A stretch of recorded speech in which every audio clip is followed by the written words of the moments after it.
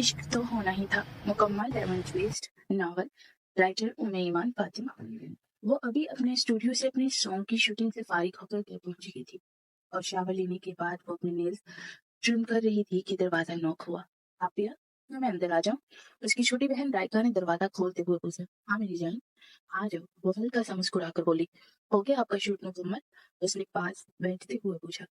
या बस कल एक प्रमोशन कॉन्फ्रेंस है, वो इत्मीनान से बोली। ओह अच्छा, मुझे भी ले जाइएगा, रायका ने कहा। कोई जरूरत नहीं है ऐसा जाने की, और मैंने तुमसे भी कहा है कि ये सब छोड़कर अब अपनी जिंदगी में सीरियस हो जाओ। कब तक ये सब करोगी? इतने लोग तुम्हारे रिश्ते के लिए आ रहे हैं, तुमसे शादी की ख्वाहिशमंद है, तुम शादी करो ना। उसकी बड़ी बहन शबनम अंदर दाखिल होते हुए बोली। नहीं आप यार, मैं तो किसी शरीफ सादे से शादी करूंगी, ऐसे गिरे पड़े लोगों से कैसे शादी कर सकती? इस शहर के सबसे बड़े शरीफ खानदान में शादी करने वाली हूँ, जिनके घर में प्रोड्यूसर, एक्टर, एक्ट्रेस बड़े बड़े हैं।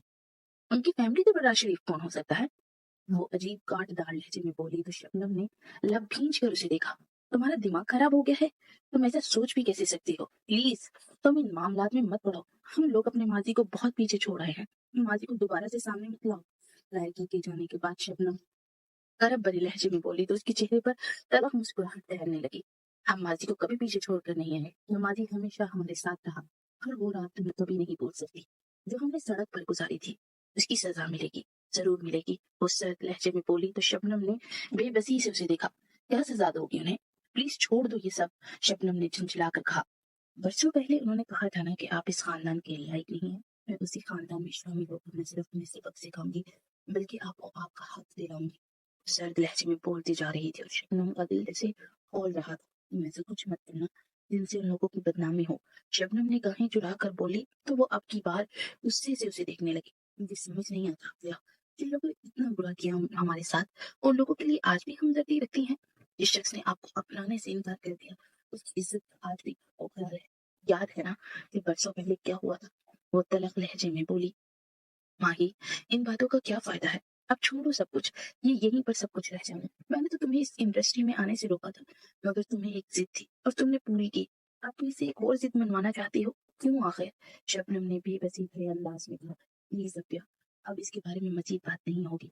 राइट मेरे साथ पिछली बार भी कह रही थी कि उसे प्रमोशन पे जाना है, लेकिन मैं लेकर नहीं गई, लेकिन इस बार मैं उसे लेकर जाना चाहती हूँ, महजबीन ने कहा। मैं हरगिज इजाजत नहीं देती कि तुम उसे लेकर वहां पर जाओ, शबनम ने कहा। जाने दीजिए, हो सकता है उसका भी किसी शरीफ जादों में से कोई रिश्ता तय हो जाए, वो तंजिया मुस्कुराहट से बोली। शबनम झटक कर उठ खड़ी हुई। शबनम के जाने के बाद उसने अपनी आंखों से नमी साफ की और अपने चेहरे पर फेस पैक लगाने लगी। अगले दिन वो और रायका प्रमोशन के लिए होटल पहुंचे। तुम ऐसा करो, अंदर जाओ, मैं आती हूँ, जबीन ने रायका से कहा। तो उससे हालाती अंदर की जाने पड़ी। आजम अफरीदी बाहर निकले तो उनका बेटा आरम अफरीदी तेजी से उनकी तरफ बढ़ा। Hey dad, you are looking so handsome, वो बोला तो जवाबन वो धीमा सा मुस्कुरा दिया। सामिया अफरीदी भी कुछ देर के बाद बाहर आ चुकी थी। देवर जी कहाँ है? सामिया ने पूछा। लो, वो आ गए आपके देवर जी, उसने सीढ़ियां उतरते अल्तमश को देखते हुए कहा। अस्सलाम वालेकुम, कैसी हैं भाभी आप? आपको इससे क्या? मुझे पता चल चुका था कि आप दोपहर से आ चुके हैं, मगर एक बार भी हमसे मिलने की कोशिश नहीं की, और ऊपर से आए भी इतने दिनों के बाद। सामिया ने निरू के अंदाज में कहा। I'm sorry, बस मसरूफियत इस कदर ज्यादा थी कि समझ ही नहीं आई। आपको तो पता ही है, मेरी मूवी की शूटिंग खत्म हुई तो मैंने आना था, और रही बात आपसे न मिलने की, तो मुझे पता लगा कि आप सोई हुई, तो मैंने कहा चलो मैं भी थोड़ा सा आराम कर लेता हूँ। तो बस, मैं तो अपने भतीजे साहब से नहीं मिला, हालांकि उनका फर्स्ट सॉन्ग रिलीज होने वाला है, सो कंग्रेचुलेशंस। अल्तमश हल्का सा मुस्कुराते हुए बोला। तो आरम जल्दी से उसके गले लग गया। थैंक यू सो मच चाचू, वो मुस्कुरा कर बोला। अब चले, अल्तमश ने कहा। इस सब के साथ बाहर की जाने बढ़ गया। वो लोग होटल पहुंचे और फिर मेहमानों की इस्तकबाल करने के बाद सब लोग महजबीन के मुंतजिर थे। चाचू बहुत खड़ूस है ये महजबीन मैडम, हर मामले में अपनी मनमानी कर रही थी, और ऊपर से हमारी कंपनी के लिए काम ही नहीं करना चाहती थी। इतनी मिन्नत समाजत की, फिर ज्यादा मांगी। खालिद ने कहा। बस होती हैं कुछ लड़कियां, तवज्जो हासिल करने के लिए कुछ भी करती हैं, बाकी वो सुपरस्टार है तो थोड़ा सा एटीट्यूड तो बनता ही है, अल्तमिश ने कहा। फिर वो दोनों बातचीत कर ही रहे थे कि उन्हें पता चला कि महजबीन आ चुकी है। उसी वक्त लाइट्स ऑफ हो गई। अब वो सब लोग सामने की तरफ देखने लगे। फिर स्पोर्ट्स लाइट में एक लड़की अंदर दाखिल हुई, जो कि लाइट्स के जलने पर जल्दी से अपनी आंखों के आगे अपना बाजू रख चुकी थी। फिर उसने अपना बाजू आहिस्ता से हटाया और परेशान से इर्द गिर्द देखने लगी। उसने ब्लैक कलर की लॉन्ग मैक्सी पहन रखी थी, जो कि बिल्कुल सादा थी, और शानों पर दुपट्टा था। लंबे बाल बिस्तर बिखरे हुए थे, और आरे मबहूत सा हुस्न की परी को देखकर चला गया, और अल्तमिश उसकी हालत में फंस पड़ा। उसी वक्त पीछे से महजबीन अंदर दाखिल हुई तो उसने जल्दी से महजबीन का हाथ थाम लिया। जब तमाम लाइट्स ऑन हुई तो सब तेजी से उनकी जाने लगी। आरिन ने फूलों का एक बुक्का महजबीन की तरफ बढ़ाया, जो उसने नजाकत से थामते हुए साइड टेबल पर रख दिया। हाय मिस महजबीन, ये है मेरे चाचा और ये है मेरे बाबा, इनसे तो आप मिल ही चुकी हैं, तो अल्तमिश से तारुफ करवाते हुए बोला। अल्तमिश ने गौर से उसे देखा। वो स्क्रीन से ज्यादा हसीन थी, खास तौर पर उसके चेहरे की मासूमियत। हालांकि वो एक डांसर, मॉडल और एक्ट्रेस थी, मगर ऐसी लड़कियों की मासूमियत शोबिस की दुनिया खा जाती है, फिर भी उसमें एक अजीब सी कशिश थी। उसने काफी अर्सा कबल ही अल्तमिश को अपनी तरफ मतवज्जे कर लिया। फिर वो लोग मीडिया के साथ कॉन्फ्रेंस करने लगे। राइका एक साइड पर चुपचाप बैठी थी। कॉन्फ्रेंस खत्म होने के बाद आरिम उसके पास आया। आप कुछ लेंगी राइका? उसके पास आकर पूछा तो राइका ने नफी में सर हिला दिया। क्या मैं आपके पास बैठ सकता हूँ? वो बोला तो राइका ने सर इस बात में हिला दिया। फिर वो राइका से गुफ्तगू में मसरूफ हो गया, और दूर खड़ी महजबीन कुछ सोच रही थी। वो जूस की सिप लेते हुए रुक फेर गई, मगर उसका जहन तेजी से ताने बाने बुन रहा था। मिस महजबीन, इस सोच में गुम है आप? अल्तमश ने पास आकर पूछा तो वो उस शख्स को देखने लगी जो उसे जहर लगता था, मगर उसकी मजबूरी थी कि वो अपनी कैफियत का इजहार नहीं कर सकती। मगर एक चीज वो अच्छी तरह से जान चुकी थी, इस घर के मर्द इन दोनों बहनों में बहुत ज्यादा दिलचस्पी ले रहे थे, और यही वो चाहती थी। इसके साथ वाली चेयर पर बैठकर उससे नेक्स्ट एल्बम के मुतालिक पूछने लगा। फिलहाल तो मेरा कोई इरादा नहीं है, क्योंकि मुझे कुछ अर्सा आराम करना है, तो उसके बाद सोचूंगी। वो इत्मीनान से बोली। वैसे अमूमन पाकिस्तानी खवातीन की शादी 23-24 साल की उम्र में हो जाती है, मगर आपकी उम्र काफी ज्यादा हो चुकी है, शादी क्यों नहीं की? अल्तमश ने उसे गहरी निगाहों से देखते हुए पूछा। कोई ऐसा मिला ही नहीं जो मेरे काबिल हो। वैसे भी मेरा ज्यादा ध्यान अपने करियर की तरफ था।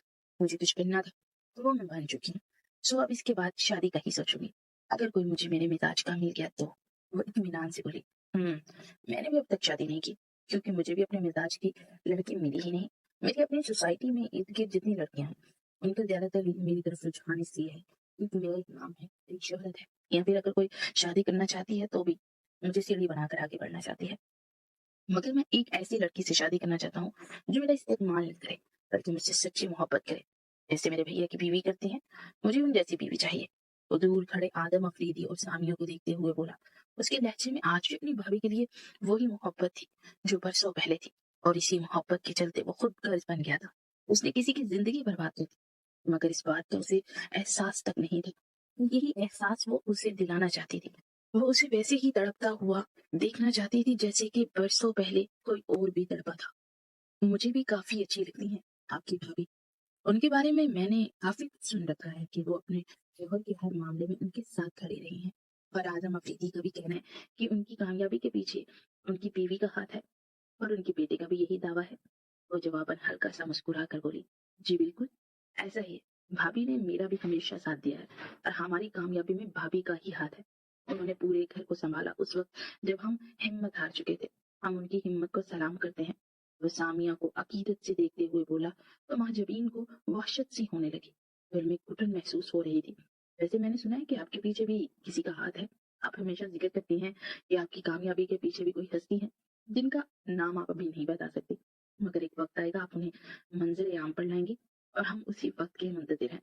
मुझे ये लगता है कि वो कोई मर्द होगा, क्योंकि अगर मर्द की जिंदगी में औरत होती है तो औरत की जिंदगी में यकीनन मर्द होता है। अल्तमिश ने कहा। कुछ ज्यादा नहीं दिलचस्पी ले रहे आप हमें मिस्टर अफरीदी। मैं जरा और टाइप की लड़की हूँ। मेरे बारे में जहाँ आपने इतना सुन रखा है, तो ये भी सुन रखा होगा कि मैं मर्दों से दूर ही रहती हूँ। सिर्फ प्रोफेशनल लाइफ में मेरा उनका साथ होता है। पर्सनल लाइफ में मेरा किसी मर्द के साथ किसी भी किस्म का कोई ताल्लुक नहीं, और ना ही मैं अपने पीछे किसी मर्द का हाथ कहती हूँ।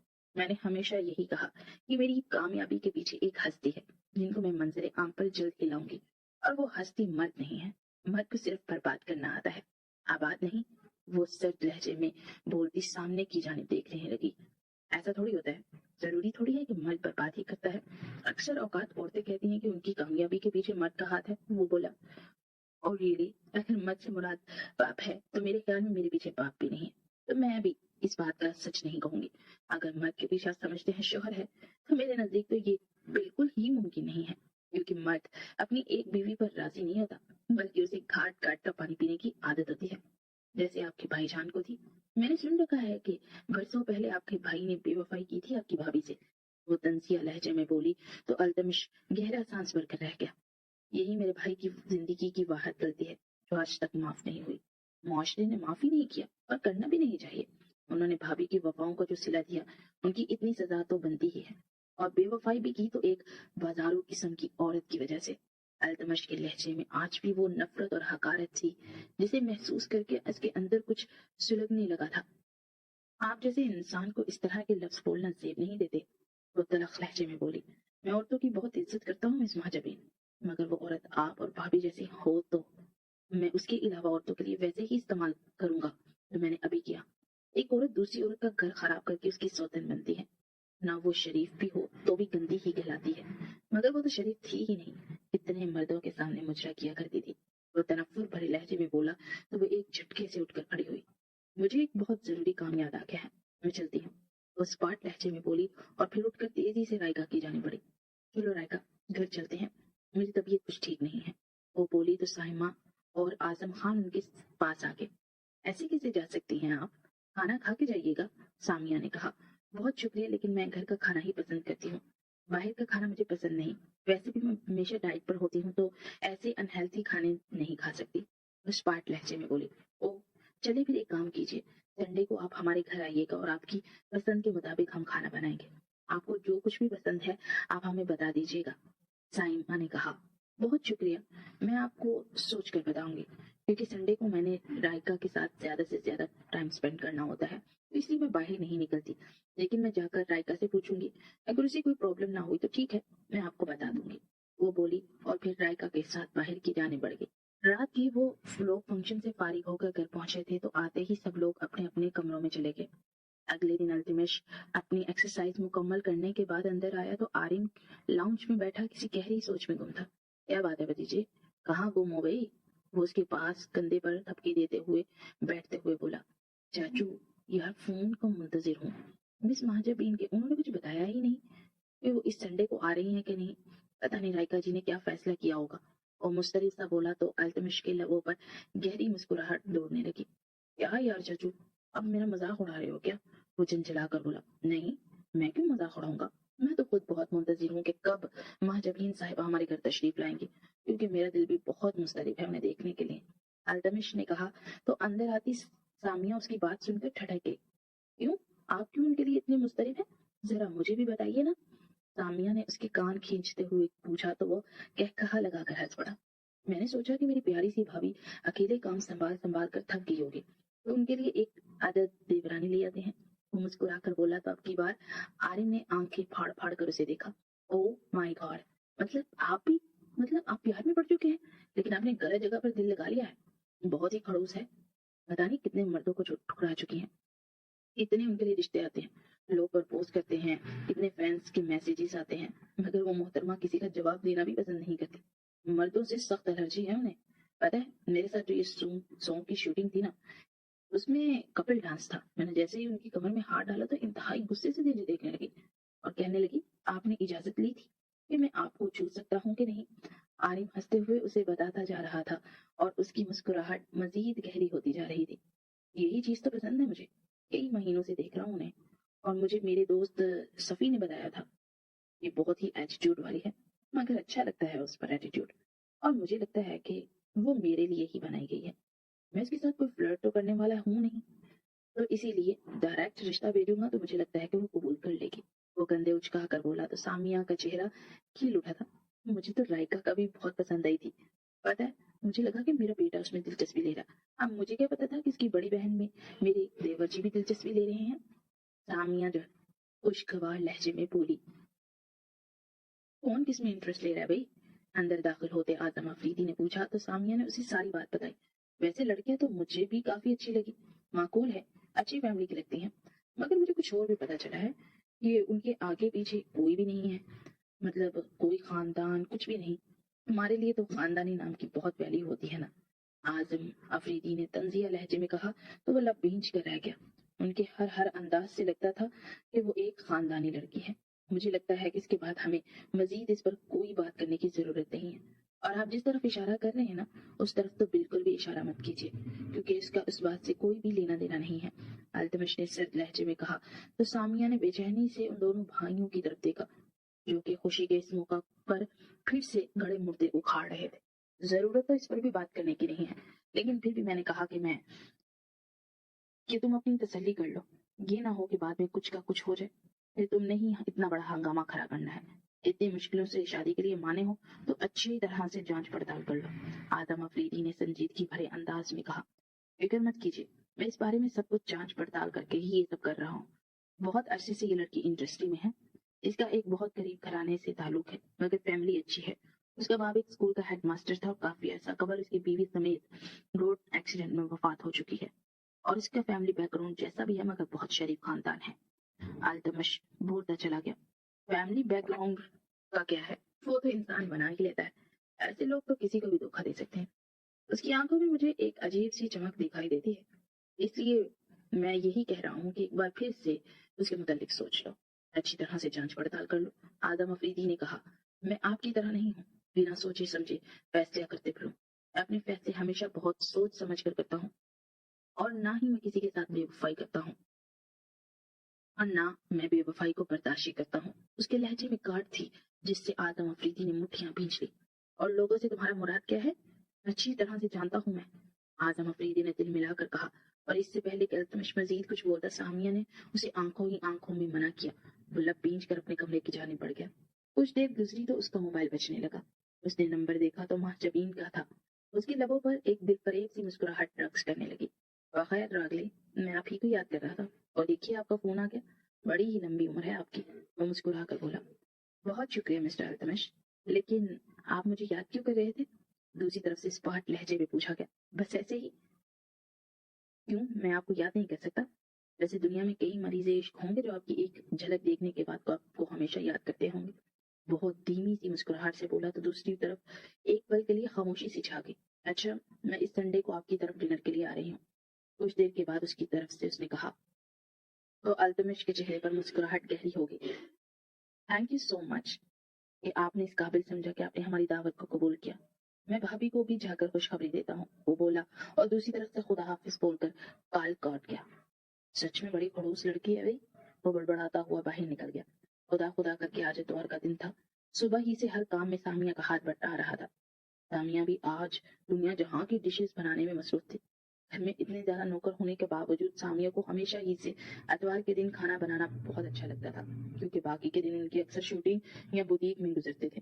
وہ شام ڈھلتے ہی باہر لان میں آ کر بیٹھ گئے۔ آرم کی نگاہیں تو بار بار گیٹ کی جانب اٹھ رہی تھی۔ پھر مغرب سے کچھ دیر پہلے مہجبین اور رائکا پہنچ چکی تھی۔ آج بھی رائکا لانگ فراک کے ساتھ بڑا سا دوپٹہ شانوں پر پھیلائے ہوئے تھی، جبکہ مہجبین پلازو اور کالر والی شرٹ کے ساتھ پونی ٹیلی بنائے اپنی عمر سے کافی زیادہ کم دکھ رہی تھی۔ وہ 28 سال کی تھی، مگر بمشکل 23-24 سال کی لگتی تھی۔ سب سے ملنے کے بعد لیونگ روم کی جانب بڑھ گئے۔ کھانا کھانے کے بعد التمش نے سامیہ کی جانب دیکھا۔ دراصل مجھے آپ سے کوئی بات کرنی تھی، کیا آپ کی فیملی میں کوئی بڑا ہے؟ سامیہ کے سوال پہ وہ جان بوجھ کر چونکی۔ جی نہیں، اس کے جواب پر رائکا نے بھی یقینی سے اس کی طرف دیکھا، مگر اس کی آنکھوں میں تنبیہ دیکھ کر رائکا نے کچھ نہ کہا۔ مطلب آپ ہی بڑی ہیں، اپنا اور رائکا کا فیصلہ آپ خود ہی لیں گی؟ جی بالکل بھابھی، وہ سامیہ کی بات کے جواب میں بولی۔ چلیں، جب آپ ہی بڑی ہیں اور یہاں پر موجود بھی ہیں تو ہمیں اس بارے میں بات کرنے میں کوئی بھی حرج نہیں ہونا چاہیے۔ دراصل التمش اور عارم آپ دونوں سے شادی کرنا چاہتے ہیں۔ اگر آپ کی طرف سے ہاں ہے تو ہم اس جمعے کو اس بات کو باقاعدہ نکاح میں تبدیل کر دیتے ہیں، کیونکہ التمش یہ منگنی وغیرہ پر بھی بالکل بھی یقین نہیں رکھتا ہے۔ سامیہ نے کہا تو وہ اب کی بار حقیقت میں بہت زور سے چونک گئی تھی۔ یہ بات تو جانتی تھی کہ ان کی طرف سے یہ بات ہوگی، مگر اتنی جلدی ہوگی اس بات کا اسے اندازہ نہیں تھا۔ یہ آپ کیا کہہ رہی ہیں؟ اس طرح اتنی جلدی سب کرنا میرے خیال میں بہتر نہیں ہوگا، اور آپ کا بیٹا اگر میری بہن کو پسند کرتا ہے تو اسے چاہیے کہ کچھ عرصہ اسے جانے، پھر اس کی بات یہ رشتہ وغیرہ طے کرتے ہیں۔ میرے خیال میں میاں بیوی کا رشتہ بننے سے پہلے دونوں میں انڈرسٹینڈنگ ہونی ضروری ہے، وہ سنجیدگی بھرے لہجے میں بولی۔ اگر ہم میاں بیوی بننے کے بعد ایک دوسرے کو سمجھے تو یہ زیادہ بہتر ہوگا، کیونکہ اس طرح انسان زیادہ فرینک بھی ہوتا ہے، جیسے کہ آپ کی نیچر آپ کسی مرد کے ساتھ اتنی جلدی فرینک نہیں ہو پاتی، مگر میں جب آپ کا شوہر بنوں گا تو ہمارا رشتہ بدلے گا، تو ہم جلد ہی ایک دوسرے کو انڈرسٹینڈ کریں گے، اور اسی طرح عارم اور رائکا کا بھی ہوگا۔ میں نے آپ کے متعلق کافی عرصہ قبل سے سوچنا شروع کر دیا تھا۔ میں کبھی بھی بنا سوچے سمجھے کوئی فیصلہ نہیں کرتا۔ یہ مت سمجھیے کہ ہماری ملاقات کچھ دن پہلے ہوئی ہے اسی وجہ سے میں نے یہ فیصلہ کیا ہے، تو نہیں۔ وہ ملاقات صرف اور صرف یہ دیکھنے کے لیے تھی کہ جو آپ دیکھتی ہیں وہ حقیقت میں بھی ہیں کہ نہیں، اور میرے خیال میں آپ ویسی ہی ہیں جیسی مجھے وہ لڑکی چاہیے جس کے لیے میں نے اتنے برسوں سے انتظار کیا ہے۔ التمش سنجیدگی سے بولتا چلا جا رہا تھا اور وہ اس شخص کو حیرانگی سے دیکھ رہی تھی۔ وہ واقعی اپنے فیصلوں میں بہت جلدی کرتا تھا۔ I'm sorry، اس طرح رشتے طے نہیں ہوتے، اور مجھے رائکا کو ان باتوں کے بارے میں سوچنے کے لیے کچھ تو ٹائم چاہیے، اور میرا خیال ہے کہ آپ کو اس بات پر اعتراض نہیں ہونا چاہیے۔ آپ لوگوں نے فیصلہ کیا، بہت اچھی بات ہے، مگر ہم ایک دم سے فیصلے نہیں کر سکتے۔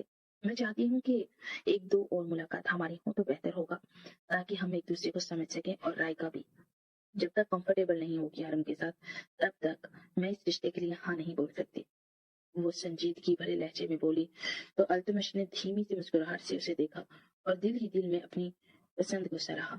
ان کی فیملی شوبز کی دنیا کی جانی مانی فیملی تھی، اور کئی بڑے سے بڑے خاندان ان سے رشتے داری کرنے کے لیے بےتاب رہتے تھے، مگر وہ لڑکی بہت عجیب تھی اور یہی بات اسے پسند تھی۔ چلے ٹھیک ہے، آپ کو جب ایزی لگے آپ ہمیں بتا دیجیے گا، لیکن اگر آپ کی ہاں ہوئی تو اس کے بعد ہم لوگ چند دن بھی نہیں رکیں گے، اس سے اگلے دن ہی ہمارا نکاح ہوگا۔ التمش نے کہا تو اس کی بے قراری پہ وہ دل ہی دل میں استہزائیہ انداز میں ہنسی۔ پھر کچھ دیر کے بعد وہ واپسی کے لیے نکل آئے، اور رائکا کا موڈ انتہائی خراب تھا، اور وہ جانتی تھی کہ اس کی وجہ اس کا جھوٹ بولنا ہے۔ گھر جا کر بھی رائکا نے اس سے کسی بھی قسم کی کوئی بات نہیں کی تھی، اور سیدھی اپنے کمرے کی جانب بڑھ گئی۔ اگلے دن وہ صبح اٹھی تو شبنم اسے خشمگین نگاہوں سے دیکھ رہی تھی، اور اس کے انداز سے ہی سمجھ چکی تھی کہ اسے اس بات کا پتہ چل چکا ہے۔ تم نے اتنا بڑا جھوٹ بولا، سیدھا کہہ دیتی تمہاری ایک بڑی بہن ہے جو مر چکی ہے۔ شبنم تلخ لہجے میں بولی تو اس نے تڑپ کر اسے دیکھا۔ مرے آپ کی دشمن، اور آپ اچھی طرح سے جانتی ہیں کہ میں نے یہ سب کیوں کیا، کیونکہ میں نہیں چاہتی کہ وہ آپ سے ملے۔ اس پاٹ لہجے میں بولی، کیوں؟ آپ کیوں نہیں چاہتی کہ وہ لوگ آپ سے ملیں؟ ہمیشہ کی طرح آپ خود غرضی کا مظاہرہ کر رہی ہیں۔ آپ کبھی بھی آپیہ کو ملنے ہی نہیں دیتی کسی سے بھی۔ انہیں آپ نے آج تک کبھی بھی کسی سے متعارف نہیں کروایا، جبکہ آپ ہمیشہ مجھے متعارف کرواتی رہتی ہیں۔ کیا اس لیے کہ وہ ایک سادہ مزاج ہے اور انہیں ہماری طرح بٹر بٹر انگریزی بولنی نہیں آتی؟ کیا آپ کے لیے یہ شرم کا باعث ہے؟ ہماری اپیا نے ہم پر جان نثار کی ہے۔ آپ اور میں آج جو بھی ہیں صرف اور صرف ان کی وجہ سے ہیں۔ رائکا غصے سے بولی، تم اس وقت بہت غصے میں ہو تو ہمیں اس پر بات نہیں کرنی چاہیے، اور ہاں، آج تم تیار رہنا، تمہارا عالم کا آج باہر ڈنر ہے، اور تمہیں اچھی طرح سے جاننا چاہیے اسے، کیونکہ عنقریب تمہاری اور اس کی شادی ہونے والی ہے۔ مہجبین نے کہا، میں ہرگز نہیں شادی کروں گی، اور اس طرح آپیہ کے بنا تو بالکل بھی نہیں۔ وہ اٹل لہجے میں بولی، ہمارے رشتے آپیہ کے بنا ہی پکے ہوں گے، اور اس کی وجہ تمہیں وقت آنے پر بتا دی جائے گی۔ مہجبین نے اطمینان بھرے انداز میں کہا، مجھے ابھی اور اسی وقت وہ وجہ جاننی ہے، ورنہ میں کبھی بھی شادی نہیں کروں گی۔ رائکا نے ضدی انداز میں کہا تو مہجبین نے ہاتھ میں پکڑا ہوا چمچ زور سے ٹیبل پر پٹکا۔ بولا ہے نا، وقت آنے پر تمہیں ہر بات کا جواب دے دوں گی۔ اس وقت میں تمہاری کسی بھی قسم کی کوئی بات کا جواب نہیں دے سکتی۔ وہ غصے سے بولتی ہوئی اٹھ کر اندر کی جانب بڑھ گئی۔ کمرے میں آ کر اس نے 2-3 گہرے گہرے سانس بھرے، پھر وہ پرسکون ہوئی تو باہر نکل آئی، اور شام کو اس نے بڑی مشکل سے رائکا کو عالم سے ملنے کے لیے تیار کیا تھا۔ رائکا واپس لوٹی تو بنا کچھ بولے کمرے میں چلی گئی۔ شبنم تیزی سے اس کے پیچھے لپکی تو وہ بیڈ پہ اونڈے منہ لیٹی ہچکیوں سے رو رہی تھی۔ شبنم بےتاب سی ہو کر اس کی جانب بڑھ گئی۔ کیا ہوا میری جان، کیوں رو رہی ہو؟ شبنم نے اس کے بالوں میں ہاتھ پھیرتے ہوئے کہا تو وہ جلدی سے اٹھ کر اس کے گلے لگ گئی۔ کیوں ہمیشہ ماہی اپی ایسا کرتی ہے؟ کیوں آپ کے ساتھ اس طرح زیادتی کر دیتی ہے؟ وہ بدگمانے کی انتہا پر تھی، اور شبنم نے بے بسی سے دروازے پہ کھڑی مہجبین کو دیکھا جو کہ اسپاٹ چہرے سے کھڑی تھی۔ پھر وہ واپس پلٹ گئی۔ عارم اور رائکا کافی دنوں سے ایک دوسرے سے مل رہے تھے، اور رائکا کے ہر انداز سے شرم اور حیا جھلکتی تھی، اور اسے باقاعدہ پرپوز کر چکا تھا، مگر وہ بنا جواب دیے ہی واپس چلی گئی۔ تب سے آ کر وہ خود سے لڑ رہا تھا۔ التمش ابھی گھر پہنچا تھا تو اسے سامیہ کے منہ سے یہ سب پتہ چلا کہ اس کا موڈ کافی حد تک خراب ہے، تو وہ اس سے ملنے کے لیے روم میں آیا تو وہ نصرت فتح علی خان کی غمگین قوالی سن رہا تھا۔ اوے مجنوں کے جانشین، کیا سن رہا ہے تو؟ اس نے ریموٹ سے بوفر بند کرتے ہوئے کہا، یار چاچو، یہ لڑکیاں اتنی کنفیوز کیوں ہوتی ہیں؟ اگر انکار کرنا ہے تو پلیز کر دیتی، لیکن اس طرح مجھے انتظار کی سولی پہ لٹکایا ہوا ہے یار، وہ جنجلا اٹھا تھا تو التمش سرد آہ برتا اس کے پاس لیٹ گیا. ارے یار بھتیجے، وہ لڑکی تو پھر تم سے بات چیت کر لیتی ہے، اب تم سے مل لیتی ہے، مگر ہماری والی تو فون بھی بڑی مشکل سے اٹھاتی ہے.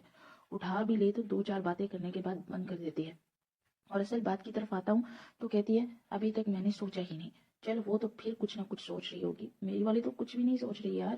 التمش اس سے زیادہ جھنجھلا کر بولا تو وہ لب بھینچ کر رہ گیا. سچ میں یار، یہ عشق جو ہے نا، بندے کو بڑا ہی خوار کرتا ہے. عارم نے کہا. بالکل صحیح کہا ہے، اسی لیے میں اس کے چکر میں نہیں پڑنا چاہتا تھا، لیکن دیکھو پڑ گیا اور اب بھگت رہا ہوں. وہ سرد آہ بھر کر بولا. توبہ ہے تم دونوں سے، حد ہوتی ہے کسی چیز کی. کیا ہو گیا تم دونوں کو؟ ابھی 10 دن نہیں گزرے اس بات کو اور تم لوگ پاگل ہوئے ہو ان کی ہاں سننے کے لیے. مزید تھوڑے دن اور گزرنے دو، انہیں بھی تو پورا حق ہے نا کہ تمہارے بارے میں سوچے، اور لڑکی کو بہت سوچ سمجھ کر ہی فیصلہ کرنا چاہیے. ان کی پوری زندگی کا سوال ہوتا ہے. چائے کی ٹرے تھامے اندر داخل ہوتی سامیہ نے کہا تو وہ گہرا سانس بھرتے اٹھ کر بیٹھ گئے. ابھی وہ چائے پی ہی رہے تھے کہ التمش کے نمبر پر مہجبین کی کال آنے لگی. وہ جلدی سے کال اٹھا کر اسپیکر پر کر چکا تھا. مہجبین بات کر رہی ہوں. دوسری طرف سے وہ بولی. جی بالکل جانتا ہوں کہ آپ مہجبین ہیں اور میں آپ ہی کی کال کا منتظر رہتا ہوں دن رات. وہ آپ کی طرف سے آتی ہی نہیں، تو آج آپ کی طرف سے آئی ہے تو امید کرتا ہوں کہ کوئی خوشی کی خبر ہی ہوگی. وہ تیز تیز لہجے میں بولا تو سامیہ کے چہرے پر شرارت بڑی مسکراہٹ تیرنے لگی. دراصل میں نے عارم اور رائکا کے رشتے کے لیے ہاں کرنے کا فیصلہ کیا ہے کیونکہ رائکا یہ چاہتی ہے. دوسری طرف سے مہجبین نے کہا. اور میرا اور آپ کا رشتہ؟ وہ بےتابی بھرے لہجے میں بولا. وہ تو میں آپ کے بڑوں کو بتا دوں گی، میرا جو بھی فیصلہ ہوگا میں بھابھی کو انفارم کر دوں گی. دوسری طرف سے سنجیدگی سے کہا گیا. میں بھابھی سے ابھی بات کروا دیتا ہوں نا، آپ انہیں فوراً بتا دیجیے. وہ بے چینی بھرے لہجے میں بولا. جی اس کی بالکل بھی ضرورت نہیں ہے، میں خود انہیں کال کر لوں گی. میں تھوڑی سی اب بیزی ہوں تو اس کے بعد انہیں کال کر لوں گی. اللہ حافظ، مہجبین نے کہتے ہوئے کال کاٹ دی. اس نے غصے سے موبائل کی جانب دیکھا. او بلے بلے، او شاوا شاوا. عارم اٹھ کر ناچنے لگا اور سامیہ ہنس ہنس کر دوہری ہو رہی تھی. ہاں ہاں بچو، ہنس اور ہنس. شرم تو نہیں آتی تمہیں؟ یہاں پر تمہارا چاچو ابھی تک کوارا بیٹھا ہے اور تم شادی کرنے جا رہے ہو. شیم آن یو. وہ چڑ کر بولا تو وہ دونوں کھلکھلا کر ہنس پڑے. ویسے چاچو جتنے زیادہ منتظر ہے نا ان کی جواب کے لیے، وہ اتنا ہی لیٹ کر رہے ہیں اور مجھے بڑا ہی مزہ آ رہا ہے اس بات کو دیکھ کر. عارم شرارتی انداز میں بولا تو اس نے اسے ایک گھڑکی سے نوازا. اور ہنس مجھ پر؟ ویسے تمہیں شرم تو نہیں آتی نا؟ بڑے ہی بدتمیز ہو. ایک اور بات کان کھول کر سن لو، تمہاری اور میری شادی ایک دن اکٹھے ہوگی، یہ بات گھرا باندھ لے. اگر میری نہیں ہوئی نا تو پیارے میں تیری بھی نہیں ہونے دوں گا. وہ اس کے رخسار کو تھپ تھپاتے ہوئے بولا تو وہ منہ بسوڑ کر سامیہ کی جانب دیکھنے لگا. یار مما پلیز سمجھاؤ نا انہیں، میری شادی ہونے دے. وہ جھنجھلا کر بولا. اس معاملے میں میں اپنے دیور جی کے ساتھ ہوں. جب تک میرے دیور جی کی شادی نہیں ہوگی تب تک تمہاری ناممکن ہے. اب یہاں تو تمہیں ان کی شادی کا انتظار کرنا ہوگا یا پھر کوارے بیٹھے رہو. وہ بھی اپنے دیور کی ہی بھابھی تھی. سامیہ کی بات پر وہ فخر سے گردن اکڑا کر دیکھنے لگا اور دوسری طرف عارم منہ پھلا کر بیٹھ چکا تھا. پھر کچھ دیر کے بعد وہ اٹھ کر اپنے کمرے میں آ گیا. اپنا ماتھا مسلتا ہوا وہ مہجبین کے متعلق ہی سوچ رہا تھا. پھر اس نے بے اختیار اسے کال ملائی. دوسری طرف سے کال اٹینڈ نہیں کی گئی.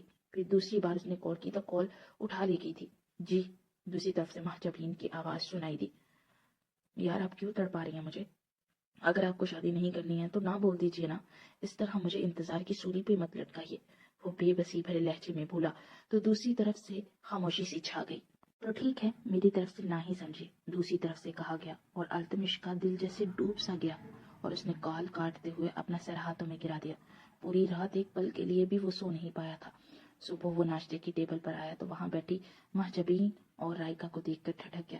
پھر سلام کرتا ہوا وہ ان کے سامنے والی چیئر پر بیٹھ گیا اور ساتھ اسے گہری نگاہوں سے دیکھنے لگا جو ہمیشہ کی طرح بہت ہی پرسکون دکھ رہی تھی. اب آپ لوگ ناشتہ کریں اور شاپنگ کے لیے نکلے. دولہا حضرات کی ڈریسز لینے ہیں بس، لیکن دلہنوں کی ڈریسز مہجبین کی بوتیک سے آئیں گے. جو دولہا خود جا کر لے آئے. وہ اسپاٹ لہجے میں بولا تو سب نے ایک دوسرے کو دیکھا اور پھر سب ہنستے چلے گئے. اچھا بس کرو، میرے پیارے سے دیور جی کا اتنا سا منہ نکل ہے. سو میرے پیارے سے دیور جی، مہجبین نے میری دیورانی بننے کے لیے ہاں بول دیا ہے. سامیہ کی بات پر اس نے مہجبین کی طرف دیکھا جو کہ اسے دیکھتے مسکرا کر کندھے اچکا گئی. اچھا مطلب میرے ساتھ پرینک کیا گیا ہے. وہ گہرا سانس بھرتے ہوئے بولا تو سب پھر سے ہنس پڑے. پھر ناشتہ کر کے ان لوگوں نے شاپنگ کی اور وہ دونوں واپس چلی گئی. جمعہ کے دن ہوٹل میں ان کا نکاح ہو چکا تھا. ان کی شادی کی خبریں سوشل میڈیا پر ٹرینڈ بنی تھی اور نکاح پر پورا میڈیا لائیو کوریج کر رہا تھا.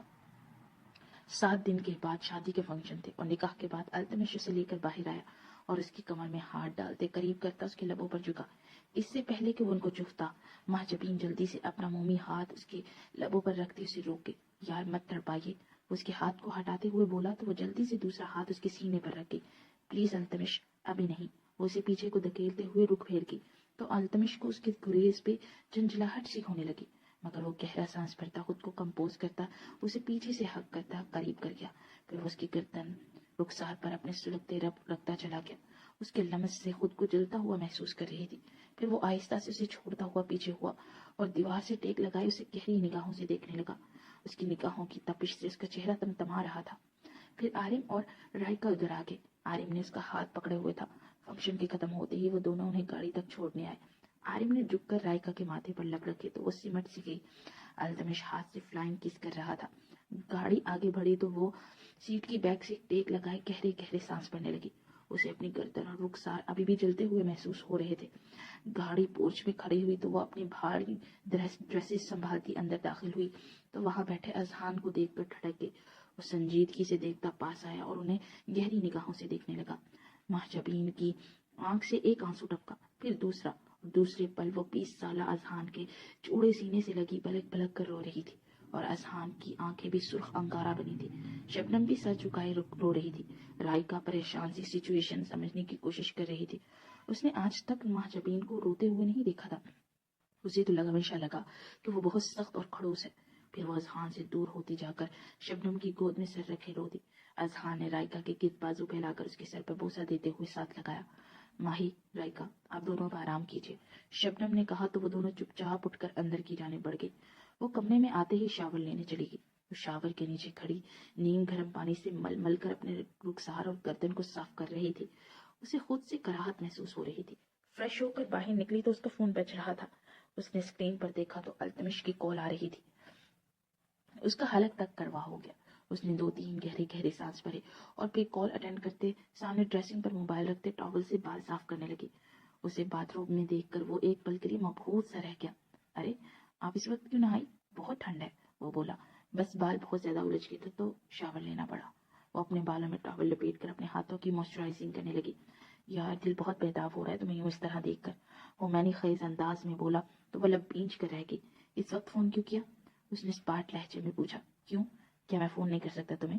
بیوی ہو میری، التمش نے کہا۔ مگر میری آرام کرنے کا وقت ہے mister Afridi, so good night, وہ جلدی سے بولی۔ پہلے اچھے سے گڈ نائٹ تو بول دیں، وہ ہلکا سا مسکرا کر بولا تو وہ بمشکل مسکرائی۔ وہ کیسے بولتے ہیں؟ وہ تجاہل عارفانہ انداز میں بولی۔ چلے کل ملاقات کیجیے پھر سکھا دوں گا، وہ مسکرا کر بولا۔ ویسے آپ ماشاءاللہ سے 36 سال کے ہیں جبکہ میں 28 سال کی ہوں، تو ایسی ٹین ایج حرکتیں زیب نہیں دیتی، وہ بولی تو التمش کہا لگا کر ہنس پڑا۔ ہم اصل عمر یاد ہی نہیں رکھتے، سمجھے میں 26 کا ہوں اور تم 20 کی۔ ویسے رومانس کا عمر سے کوئی بھی کسی قسم کا کوئی تعلق نہیں ہوتا، وہ بزلا سنج انداز میں بولا۔ آپ مجھے 20 سال کا بنا رہے ہیں مگر مجھے خود سے 40 سال کی فیلنگ آ رہی ہے، اور بوڑھوں میں رومانس کم ہی ہوتا ہے، وہ بھی اس بار مسکرا کر بولی تو دوسری طرف سے التمش بے اختیار کہا لگا کر ہنس پڑا۔ مطلب تم کسی بھی طرح مجھے رومانٹک نہیں ہونے دینا چاہتی؟ یار کیوں جان لینے پر تلی ہوئی ہو میری، وہ ہلکا سا مسکرا کر بولا۔ اچھا رومانس سے روکنے سے جان لینا کہاں سے آ گیا؟ ارے بھلے میں بڑھاپے کی طرف سے اپنے قدم بڑھا چکا ہوں لیکن میرا دل ابھی بھی جوان ہے اور بہت زیادہ ارمان ہے، تمہیں دیکھ کر تو ویسے ہی بہت زیادہ جاگ رہے ہیں۔ قسم سے آج تو دل کر رہا ہے ایسے ہی گھر اٹھا کر لے جاؤ، کیسے ضبط کیا تھا یہ میں ہی جانتا ہوں، دوسری طرف سے سرد آہ بھر کر کہا گیا تو وہ لب بینچ کر اسے گھورنے لگی۔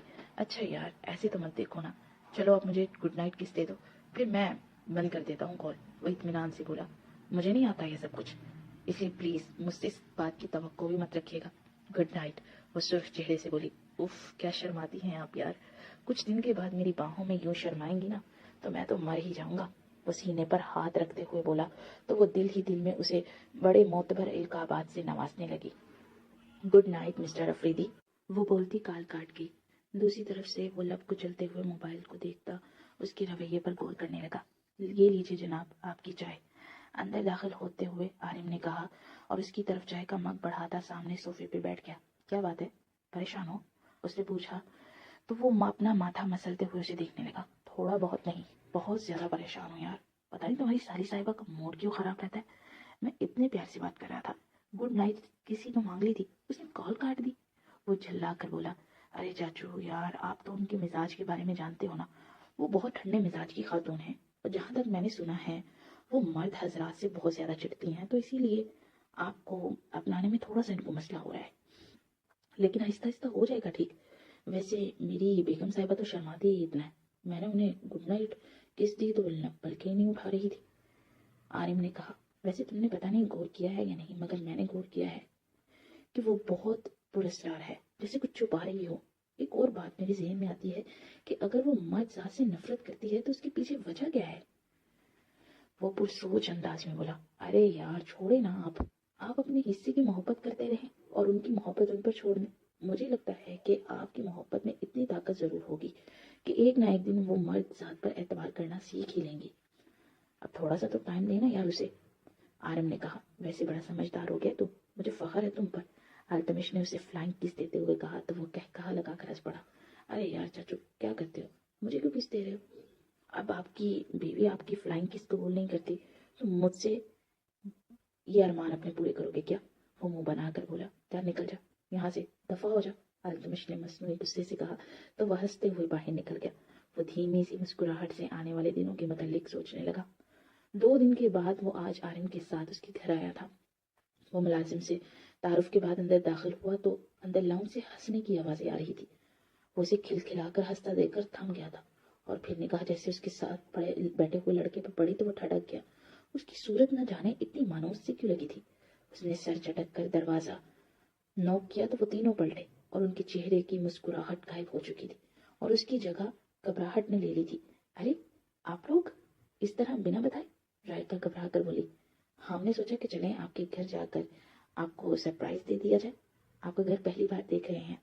आरिफ इर्द गिर्द देखते हुए बोला, बहुत अच्छी सोच है, हम लोग भी सोच ही रहे थे कि आपको किसी दिन इनवाइट करें, लेकिन खैर अब आपने बिन बुलाए मेहमान बनकर आना था तो क्या कर सकते हैं। मगर इस वक्त हमें जरा बाहर डिनर पे जाना था, तो बाहर चलते हैं सबके सब। माँ जबीन हमवार लहजे में बोली, ये कौन है? अल्तमिश ने अजहान को देखते हुए पूछा। ये अजहान जैदी, मेरा भांजा। माँ जबीन ने जल्दी से कहा, ओ हाँ मुझे याद आया, मैंने जब आपके मुतालिक तहकीक की थी तो मुझे पता चला था कि आप 3 बहनें हैं, तो ये आपकी बड़ी बहन के बेटे हैं। और आपकी बड़ी बहन कहाँ है? और ये निकाह पे शामिल नहीं हुए थे? अल्तमिश ने इर्द गिर्द देखते हुए पूछा। ये आज ही आया है और अपिया को 2-4 दिन लग जाएंगे, लेकिन वो भी बारात वाले दिन जरूर आएंगी।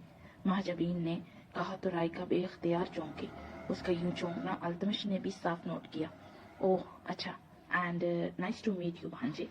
वो हाथ बढ़ाकर बोला तो अजहान ने स्पाट चेहरे से हाथ मिलाया। आप लोग डिनर पे जाइए, मेरे सर में बहुत ज्यादा दर्द है, अजहान ने कहा और फिर बिना कुछ बात किए अंदर की जाने पड़ गया। उसके अंदाज पर अल्तमिश ने लब भींच लिए। उसे वाकई उसका मिजाज बहुत ज्यादा बुरा लगा था। दरअसल बहुत ज्यादा थक गया इसलिए इतना रूड हो रहा था। महाजबीन उसकी नागवारी भांपते हुए बोली तो उसके तने हुए आसाब ढीले पड़ गए। अच्छा एक काम करते हैं, मैं और आप अलग चलते हैं और आरिम और राइका अलग, ताकि हम दोनों कपल्स अकेले टाइम स्पेंड कर सके। वो अल्तमिश के बाजू को थामते हुए बोली तो अल्तमिश ने खुशगवार अंदाज में उसे देखा। तो चलिए फिर निकलते हैं, वो मुस्कुरा कर बोली और फिर वो दोनों बाहर निकले। आरम इसकी गाड़ी लेकर चला गया और वो महजबीन की गाड़ी में जा रहा था। वो दोनों रेस्टोरेंट पहुंचे तो इर्द गिर्द के सब लोग उनकी तरफ पड़े और लड़कियां लड़के सब उनसे ऑटोग्राफ ले रहे थे। वो मुश्किल जान छुड़वाते हुए अपने लिए एक अलग कमरा लेकर उसी में डिनर करने लगे।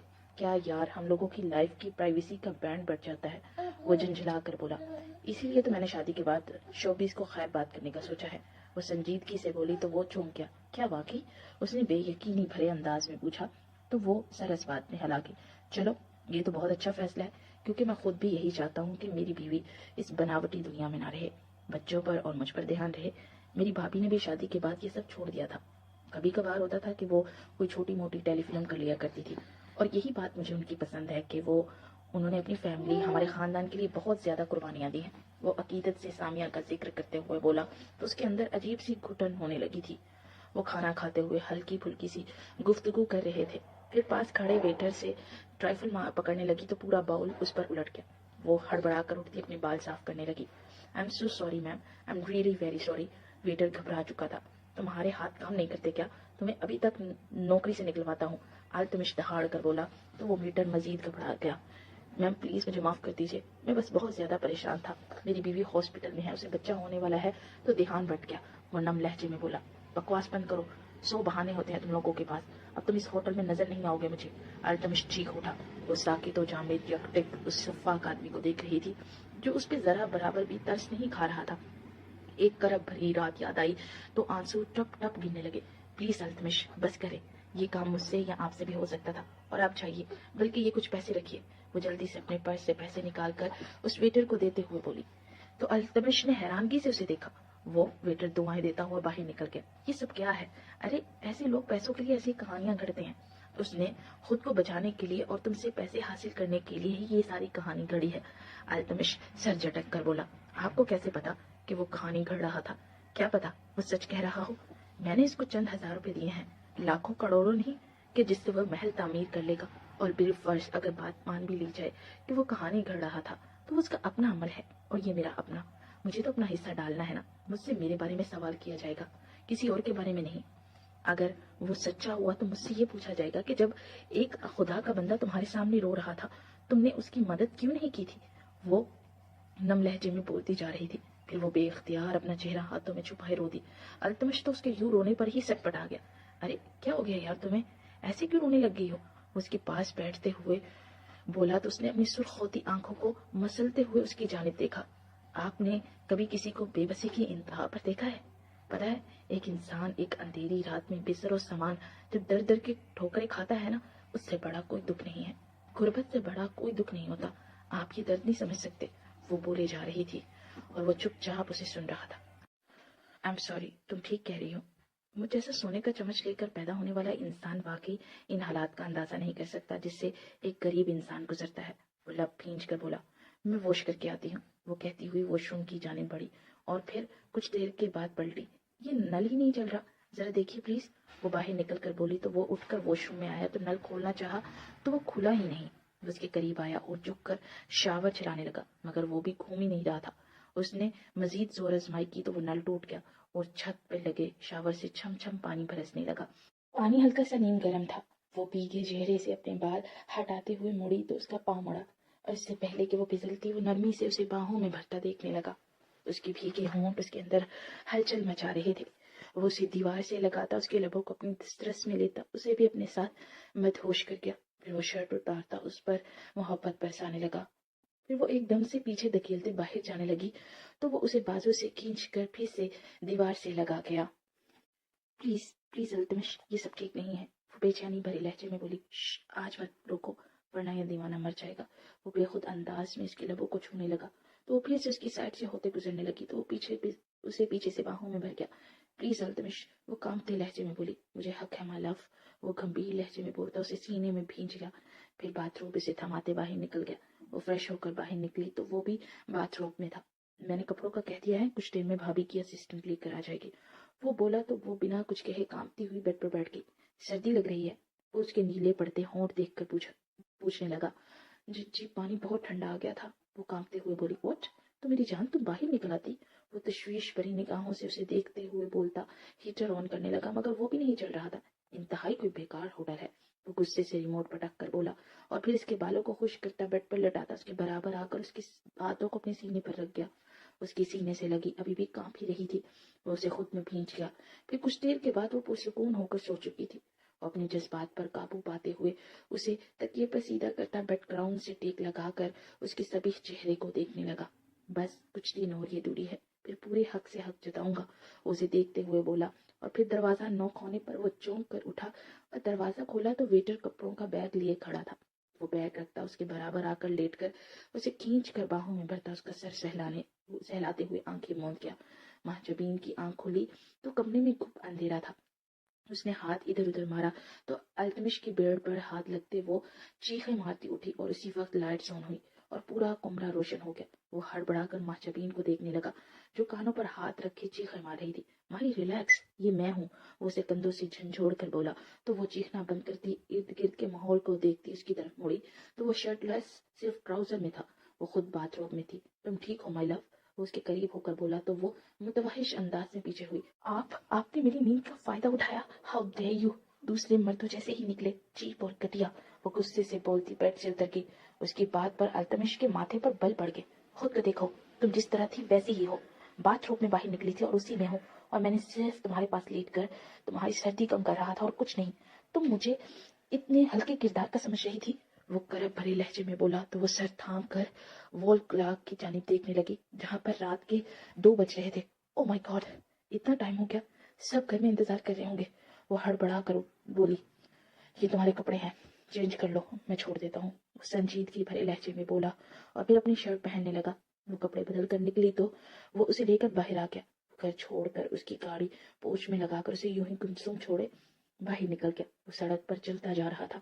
दिल बुरी तरह दुख रहा था। उसकी मोहब्बत के जवाब में हमेशा सर्द लहजे में बात करती थी। उसने कभी बुरा नहीं मनाया, मगर आज वो उसके किरदार पर शक कर रही थी और उसके दिल के कई टुकड़े कर चुकी थी। वो टैक्सी करवा कर घर पहुंचा और कमरे में आया। कितनी देर मोबाइल हाथ में थामे देखता रहा कि उसका शायद कोई सॉरी का मैसेज आए, मगर उसकी तरफ से तो ये पूछने के लिए कॉल भी नहीं आई थी कि वो खैरियत से घर पहुंचा कि नहीं। वो पूरी रात ठीक से सो नहीं पाया था। माँ जबीन तो जैसे ही लाउंज में आई तो शबनम वहीं पर बैठी थी। कहाँ रह गई थी तुम? शबनम ने बेचैनी से पूछा तो वो गुमसुम सी चलती हुई उसके पास आकर उसकी गोद में सर रख के आपिया। उसका दिल दुखा, वो बहुत अफसरदा था। तकलीफ उसके चेहरे से आया हो रही थी, मगर मुझे खुशी नहीं महसूस हो रही थी। मुझे तो खुश होना चाहिए कि अल्तमश अफरीदी तकलीफ में है, मगर मुझे खुशी नहीं हुई। उस दिन उसने छुआ तो कराहत महसूस हो रही थी। आज उसका लम्स भी अच्छा लग रहा था। क्यों क्यों हो रहा है ये? मुझे नफरत करनी है अल्तमश अफरीदी से, मगर मेरी नफरत उसकी मोहब्बत के आगे क्यों हारने लगी है? मैंने बरसों इंतजार किया है कि मैं अल्तमश अफरीदी से इंतकाम ले सकूं, तो फिर क्यों बुरा लग रहा है मुझे? वो चीख उठी थी और आंसू टप टप उसके रुखसार को भगो रहे थे और शबनम की आंखें भी भीगी हुई थी। छोड़ दो ये इंतकाम, अपनी जिंदगी को शुरू करो और मैं अजहान को लेकर दूर चली जाऊंगी, शबनम ने कहा। तो उसके आंसू जैसे ठठर गए। हरगिज नहीं, आप और अजहान मेरी जान है और मैं आपको कभी दूर नहीं जाने दूंगी। आपको और अजहान का हक जरूर दिलाऊंगी। 20 साल पहले जो नहीं मिल सका वो अब मिलेगा, वो अटल लहजे में बोली। ऐसा क्या हुआ था 20 साल पहले? क्यों लेना चाहती हैं आप इंतकाम अल्तमश अफरीदी से? कौन सा हक दिलवाना चाहती हैं और क्यों? पीछे से आई आवाज़ पर उन दोनों के रंग मुतगैर हो गए। उन दोनों ने पीछे मुड़कर देखा तो राइका खड़ी उन्हें अजीब सी निगाहों से देख रही थी। क्या हुआ अपिया? आप दोनों चुप क्यों हैं? बताइए ना, ऐसा क्या हुआ था 20 साल पहले जो मुझे नहीं पता? अजहान भी जानता है मगर मैं नहीं जानती। क्यों आखिर मुझसे छुपाया जा रहा है? मुझसे ये बात मख्फी रखने का क्या मकसद है आप लोगों का? वो इंतहाई गुस्से से बोली तो उन दोनों ने एक दूसरे को देखा। तुमसे छुपाने का मकसद सिर्फ यही है कि तुम्हें तकलीफ ना हो। ये से हम तीनों गुजर रहे हैं, उस तकलीफ से तुम्हें दूर रखना चाहते हैं। हमने तो बहुत कोशिश की कि अजहान को भी इस तकलीफ से दूर रखा जाए, मगर अजहान के बढ़ते हुए सवालों ने मुझे उसे सब सच्चाई बताने पर मजबूर कर दिया था, शबनम ने कहा। मुझे पता है अपिया, ऐसा क्या हुआ था कि हम लोग अफरीदी फैमिली को 20 साल पहले जानते हैं। बताइए ना मुझे। वो इन दोनों के कदमों में बैठते हुए नम लहजे में बोली। शबनम ने लब भींच कर उसे देखा और फिर अपनी माजी के बारे में बताती चली गई। 20 साल पहले ताराबाई के कोठे की 16 साल शबनम के चर्चे जगह जगह हो चुके थे। जब से उसे स्टेज डांसर के तौर पर इनवाइट किया गया था, वहां की परफॉर्मेंस के बाद मशहूर प्रोड्यूसर आजम अफरीदी उस छुई मुई सी नाजुक लड़की पर मर मिटा था। उस दिन से उसने ताराबाई की चौखट को पकड़ लिया था। देखो आजम मियाँ, ताराबाई की बेटी है वो, और ताराबाई अपना पेट पालने के लिए सिर्फ उसका मुजरा दिखाती है, मगर जिस्म फरोशी नहीं करती, ताराबाई ने कहा। मैं जिस्म फरोशी की बात भी नहीं कर रहा, मैं शबनम को अपनी बीवी बनाकर पाना चाहता हूँ। वो बोला तो ताराबाई ने बेयकीनी से उसे देखा। वाह मियाँ, अच्छा तरीका है निकाह करके अपनी हवस पूरी करने का, वो तंजिया लहजे में बोली। नहीं ताराबाई, आपकी बीवी को रुखसत करके भी लेकर जाऊंगा, बस कुछ अर्सा इंतजार करना होगा, वो जल्दी से बोला। तो ताराबाई ने ओट में खड़ी अपनी मासूम कली को देखा और फिर कमली की तरफ देखा। आपा, अगर शब्बो चली गई तो फाकू की नौबत आ जाएगी, कमली ने कहा। नहीं, ऐसा कभी नहीं होगा, आप लोगों का सब खर्चा पानी मेरे जिम्मे है, मैं अपनी जिम्मेदारी से पीछे नहीं हटूंगा, आजम अफरीदी ने कहा। तो ताराबाई गहरी सोच में डूब गई। वैसे तो इस कोठे पर कभी भी किसी लड़की की बारात नहीं आई, मगर तुम बारात लाने की भी बात कर रहे हो, हमें ये बात बहुत अच्छी लगी। मेरी बेटी का बाप कौन है मैं ये जानती हूँ, मगर उसने भी मुझसे कभी निकाह की बात नहीं की थी। मैं भी गुनाह सवाब का ख्याल जानती ही नहीं थी। बस जब मेरी बेटी हुई तो पता चला कि इज्जत क्या होती है। मेरी बेटी में किसी मर्द के बिस्तर की जीनत नहीं बनेगी, ये उसी दिन मैंने सोच लिया। लेकिन उसे तुम इज्जत के साथ रुखसत करना चाहते हो तो मैं राजी हूँ, ताराबाई ने कहा। तो कमली ने बेचैनी से पहलू बदला। بہت بہت شکریہ تارا بھائی، میں کبھی بھی آپ کی بیٹی کو دھوکہ نہیں دوں گا، وہ پختہ لہجے میں بولا، اور تارا بائی نے اس کی بات کا یقین کر لیا۔ اسی دن شبنم اور اس کا نکاح ہو گیا۔ وہ شبنم سے اکیلے میں ملا تو وہ چھوئی ہوئی سی لڑکی کو اتنے قریب دیکھتے مزید دیوانہ ہو گیا۔ پھر وہ ہر ہفتے کے 3 دن اس کے پاس آتا تھا، اس کے ساتھ عہد کرتا، اس سے باتیں کرتا، اور شبنم اس کی محبت پر یقین کرتی چلے گی۔ اس نے شبنم کو سختی سے ناچنے سے بھی منع کیا تھا، اور اس دن سے تارا بھائی کا کوٹھا ویران ہو چکا تھا، مگر تارا بھائی پھر بھی بہت مطمئن تھی۔ لیکن کملی کو کسی بھی طرح چین نہیں تھا۔ اسے نہ جانے کیوں ڈر لگتا تھا کہ یہ شخص ایک نہ ایک دن اسے چھوڑ کر چلا جائے گا، اور ان کے فاقے کے دن آنے والے ہیں۔ کملی نے اپنے جاننے والے آدمیوں سے لڑکیاں لانے کو کہا۔ تارا بائی نے اس کو منع بھی کیا، مگر اس نے بھی ضد پکڑ لی تھی کہ اس کوٹھے پر لڑکیاں ضرور آئیں گی۔ پھر کملی کا ایک آدمی بوٹا سنگھ 2 بچیاں لے کر آیا۔ وہ بچیاں کوئی اور نہیں، 7 سالہ مہجبین اور 3 سالہ رائکا تھی۔ اتنی پیاری بچیاں کے ہاتھ لگانے سے میلی ہوتی تھی۔ ارے او کملی، میں نے تجھے منع کیا تھا نا، اس کوٹھے پر کوئی بھی لڑکی نہیں آئے گی، تو پھر سے لے آئی، وہ بھی اتنی چھوٹی چھوٹی بچیاں۔ ارے کس ماں کے کلیجے کو نوچایا تم نے؟ تارا بائی چیخ چیخ کر بول رہی تھی، اور اعظم افریدی اس رات اس کے پاس ٹھہرا تھا۔ اس شور شرابے سے وہ دونوں جلدی سے باہر آئے تو شبنم ان پیاری سے بچیوں کو دیکھ کر ساکت رہ گئی، اور اعظم بے تعصب سے دیکھ رہا تھا۔ بوٹا لے کر آیا، وہ کہہ رہا تھا اس بچی کے ماں باپ مر چکے ہیں، اور چاچا چاچی نے گھر سے یتیم خانے میں بھیجا ہے، اور دارالامان کی عورت ہماری جاننے والی ہے نا، تو اس نے اس یتیم خانے کی عورت کو بھی اس پلان میں شامل کر لیا۔ یہ 2 بچیاں دی ہیں ہمیں، دیکھنا آپا ہمارا بڑھاپا کتنا اچھا گزرے گا، یہ جوان ہو کر اسی کوٹھے کی رونق کو پھر سے بحال کریں گی۔ کملی بولی، شرم آنی چاہیے آپ کو کملی ماسی، اتنی معصوم سی بچیوں کو کوٹھے پر بٹھانا چاہتی ہیں، وہ بھی اپنے رزق کے لیے۔ رزق دینے والی ذات اللہ کی ہوتی ہے، اللہ پر یقین نہیں ہے تجھے ماسی؟ وہ انتہائی غصے سے بولتی، جپٹ کر اس کے ہاتھ سے 3 سالہ رائکا کو پکڑ کر سینے سے لگاتے ہوئے بولی، دیکھ رہی ہے آپا کیسے بات کر رہی ہے یہ مجھ سے؟ جب سے افریدی صاحب سے اس کا نکاح ہوا ہے نا، اس کی تو آنکھیں ہی ماتھے پر چلی گئی ہیں۔ جس دن یہ شخص چھوڑ کر چلا گیا نا، اس دن روتے پھرنا تم دونوں ماں بیٹی۔ پھر یاد کرنا اس کملی کو، آج کے بعد یہ کملی تیرے کوٹھے پر نہیں رہے گی، فیروزہ کے کوٹھے پر جا رہی ہوں۔ کملی غصے سے بولتی مہجبین کو پکڑ کر وہاں سے جانے لگی تو مہجبین نے اسے زور سے دھکا دیا۔ ڈونٹ ٹچ می وچ، وہ نفرت سے بولی تو کملی نے غصے سے اس پر ہاتھ اٹھانا چاہا۔ اس نے غصے سے اس کا ہاتھ جکڑ لیا۔ میں بچی ضرور ہوں، مگر میرے ابی نے مجھے جوڈو کراٹے سکھائے ہیں، تم جیسا کو میں سبق سکھا سکتی ہوں۔ وہ چیخ اٹھی تھی، سب لوگ آنکھیں پھاڑے انہیں دیکھ رہے تھے۔ جا کملی دفع ہو جائے یہاں سے، یہ بچیاں یہیں پر رہیں گی۔ تارا بھائی نے کہا، لو ایسے کیسے رہیں گی؟ میں نے پیسے خرچ کیے ہیں، بوٹا کو میں نے پیسے دیے تھے، کملی بولی۔ پھر اعظم افریدی نے اپنی جیب سے چیک بک نکال کر 5 لاکھ کا چیک سائن کر کے تھمایا۔ جتنے میں تم نے یہ بچیاں خریدی ہیں، اس سے بہت زیادہ ہوں گے، نکلو لے کر انہیں، اور آئندہ سے اس کوٹھے پر مت آنا، اعظم افریدی نے کہا تو کملی کی نہ تو اس نگاہوں سے دیکھتی وہاں سے چلی گئی۔ اس نے انتقام افریدی پروڈکشن کے آنر یعنی اعظم افریدی کے والد ہارون افریدی کو مل کر ساری بات بتا دی۔ ناممکن، ہو ہی نہیں سکتا، ہمارا خون اتنا گندا نہیں ہو سکتا کہ وہ کوٹھے پر جائے۔ ہارون افریدی چیخ اٹھے تھے، تو ایسا کیجیے، اس بارے میں مکمل تحقیق کروا دیجیے، اگر میں جھوٹی نکلی تو مجھے جان سے مار دیجیے گا، کملی نے کہا تو اعظم افریدی نے اپنے 16 سالہ چھوٹے بیٹے التمش کی جانب دیکھا، جو کہ اتنی چھوٹی عمر میں ان کے پروڈکشن ہاؤس کا نام روشن کر چکا تھا۔ التمش بیٹے، آپ اور مینیجر اس بات پر مکمل تحقیق کریں اور بہو کو اس بات کی خبر نہ پہنچے، ہارون افریدی نے کہا تو وہ سر اسبات میں ہلا گیا۔ پھر جس دن اعظم افریدی بازار حسن گیا تو التمش اس کا پیچھا کرتا وہاں پہنچ گیا۔ ان گندی گلیوں سے گزرتے التمش کا دماغ کھول رہا تھا۔ پھر اس نے تحقیق کی تو اسے پتا چلا کہ اعظم افریدی تارا بائی کے کوٹھے پر آتا ہے اور شبنم بائی سے نکاح کیا ہے۔ بپڑے ہوئے انداز میں تارا بائی کے کوٹھے پر پہنچا۔ بھیا بھیا، وہ چلا کر اعظم افریدی کو پکارنے لگا، آپ کو تمیز نہیں ہے کہ کسی کے گھر ایسے نہیں آتے؟ ماں جب تیکھے لہجے میں بولی تو وہ تنفر بھرے انداز میں اسے دیکھنے لگا۔ اسی وقت اعظم افریدی باہر نکلے تو وہ غصے سے پاگل ہو گیا۔ ایک نیچ بدذات بدچلن عورت کے لیے آپ نے ہم سب کو دھوکہ دیا، وہ چلایا۔ بس خبردار، اس سے آگے ایک لفظ نہیں بولنا، اعظم افریدی نے چیخ کر کہا۔ یہ عورت کے لیے آپ نے بھابھی کو دھوکہ دیا، اپنے معصوم بچے کو دھوکہ دیا، بہت غلط کیا، بہت زیادہ۔ اب آپ یہاں سے چلے ورنہ بابا کو بلانا پڑے گا۔ التمش کی دھمکی پر وہ لب بھیج کر تھر تھر کانپتی شبنم کی طرف مڑا۔ میں پھر آؤں گا، وہ کہہ کر التمش کے ساتھ وہاں سے چلا گیا۔ پھر 10 دن گزر کے وہ نہیں آیا، مگر اس کی طرف سے خط آیا جس میں اس نے بتایا کہ وہ بابا کی وجہ سے بہت مجبور ہے اور شاید وہ کبھی دوبارہ نہ مل سکے گا، مگر وہ پیسے بھیجتا رہے گا۔ وہ اس مختصر خط کو پڑھتے ہی بے ہوش ہو گئی تھی۔ دائی نے آ کر بتایا کہ وہ حمل سے ہے۔ تارا بھائی گمسم سی ہو گئی۔ کملی روز آ کر تانے دیتی تھی اور تارا بھائی سر جھکائے سنتی تھی۔ پھر شبنم سے چھپ کر تارا بھائی نے ننھی مہجبین کو ڈانس سکھانا شروع کر دیا۔ شبنم کو جس دن پتا چلا اس نے پورا کوٹھا سر پر اٹھا لیا۔ پھر ایک دن وہ ان دونوں کو لے کر اس کوٹھے سے نکل آئی۔ منزل کہاں تھی کچھ معلوم نہیں تھا۔ اعظم افریدی مشہور شخصیت تھی۔ پوچھتی ہوئی ان کے گھر پہنچی تو وہاں پارٹی چل رہی تھی۔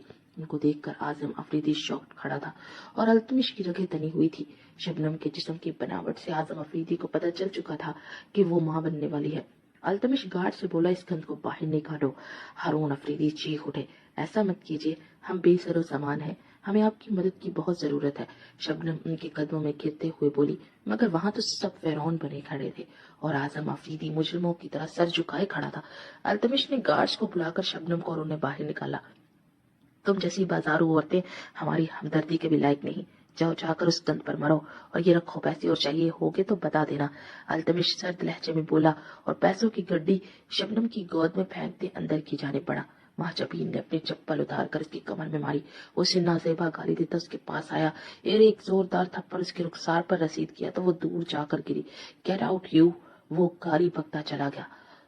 مہجبین نے شبنم کے ہاتھ سے گڈی پکڑی اور اندر آئی، اور اسی وقت التمش بڑھا، اوئے یو ڈونکی مونکی، اپنے پیسے رکھ اپنے پاس، ہم تم جیسوں کے پیسوں پر تھوکتی بھی نہیں۔ وہ گڈی زور سے اس کے منہ پر پھینکتے ہوئے بولی، یو بچ! وہ مٹھیاں بھیج کر اس چھٹانگ بھر کی لڑکی کو دیکھنے لگا جس کی آنکھوں سے شعلے نکل رہے تھے۔ خدا کرے تم لوگوں کی ہر خوشی غم میں بدل جائے، خدا کرے تم لوگ ویسے ہی تڑپو جیسے ہم تڑپے۔ وہ 8 سالہ مہجبین جولی اٹھا اٹھا کر بددعائیں دے رہی تھی۔ پہلی بار ہارون افریدی کے قدم لڑکھڑائے۔ التمش نے اس کے بالوں سے پکڑا اور اسے کھینچتا ہوا باہر لا کر سڑک پر پھینکا۔ میں آؤں گی، میں ضرور آؤں گی، اور بڑے مان سے آؤں گی، وہ چلا کر بولی۔ Just go to hell! وہ پھنکارا اور دروازہ لاک کر گیا۔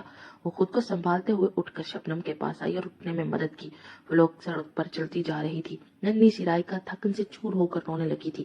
وہ لوگ کاغذ اکٹھے کرنے والوں کی جھونپڑیوں کے پاس آ کر رکی تو سب لوگ باہر آ کر انہیں دیکھنے لگے۔ ہمدردی کا تعلق انسانیت سے ہوتا ہے، وہ ان جھونپڑی والوں نے پہلا سبق مہجبین کو سکھایا۔ شبنم درد سے تڑپ رہی تھی، ان لوگوں نے اس کی مدد کی۔ شبنم نے 2 جڑواں بچوں کو جنم دیا جن میں سے بیٹی بھی پیدا ہوتے ہی فوت ہو گئی، اور اذہان بہت کمزور تھا۔ گندے مندے کپڑوں میں لپٹے شبنم اذہان کو سینہ سے لگائے تڑپ تڑپ کر ایسے روئی کہ سب کی آنکھیں بھیگ گئی۔ دن گزرتے جا رہے تھے، وہ لوگ روکھی سوکھی انہیں بھی دے دیتے تھے۔ پھر شبنم ایک دن انہیں لے کر دارالایمان چلی آئی۔ وہاں کی میڈم اچھی تھی۔ کچھ دن میں شبنم اور مہجبین سینہ پڑھنا سیکھ چکی تھی۔ پھر ایک دن میڈم کی مدد سے ہی شبنم وہاں سے لے کر انہیں ایک محلے میں شفٹ ہو گئی۔ وہ اور مہجبین لوگوں کے کپڑے سیتی تھی، اور دن میں مہجبین اور رائکا اسکول جاتی تھی، اور 7 مہجبین دنیا جہاں کے ڈانس سیکھ رہی تھی۔ ایسی مہارت سے ناچتی کہ سب بے خود دیکھتے رہ جاتے۔ 8 سال گزر چکے تھے۔ وہ کالج کے ایک فنکشن میں ایک ڈرامہ میں ہیروئن کا پلے کر رہی تھی۔ ایکٹنگ کے ساتھ ڈانس دیکھ کر ایک تھیٹر والے نے اسے اپنے تھیٹر کے لیے کام کرنے کو کہا۔ پھر تھیٹر سے وہ ڈائریکٹ ایک فلم کے لیے سائن کرتی شوبز کی دنیا میں چلی گئی۔ محض 2 سال میں اس نے اپنا ایک مقام بنا لیا تھا۔ پھر وہ 20 سال کی تھی جب اس نے اپنا گھر خریدا اور اپنے باپ اقرب زیدی کے نام سے اس کی تختی لگائی۔ مہجبین زیدی آج شوبز کی دنیا کا ستارہ بنی تھی، اور اس شخص کی بیوی بھی جو برسوں پہلے دھکے مار کر انہیں افریدی ولا سے نکال چکا تھا۔ شوبز کی دنیا میں آنے کا مقصد بھی دی سپر سٹار التمش افریدی تک پہنچ رہا تھا، اور وہ اس میں کامیاب ہو چکی تھی۔ وہ ماضی سے حال میں واپس آئی تو رائکا کا چہرہ آنسوؤں سے تر تھا۔ تم بالکل بھی فکر مت کرو، تمہاری بہن تمہاری زندگی کو کبھی برباد نہیں ہونے دے گی۔ افریدی ہر حال میں تمہارا ہے اور تمہارا ہی رہے گا۔ ان لوگوں کو اپنی عزت بہت پیاری ہے، اور میں اب اسی کمزوری کا فائدہ اٹھاتے ہوئے ان کے گھر جاؤں گی، اور میرے بارے میں جاننے کے بعد التمش افریدی کے چہرے کے تاثرات کیسے ہوتے ہیں یہ دیکھنے کے لیے میں بہت بےتاب ہوں۔ مہجبین نے کہا، مجھے کوئی فکر نہیں کہ میری زندگی برباد ہوتی ہے کہ نہیں، مگر ویسے لوگوں کو سبق سکھانا سچ میں بہت لازمی ہوتا ہے۔ میں آپ کے ساتھ ہوں، رائکا نے کہا۔ نہیں میری جان، تمہیں اس بارے میں عالم سے کوئی بات نہیں کرنی۔ مجھے یقین ہے وہ لوگ بھی عالم تک یہ بات پہنچنے نہیں دیں گے۔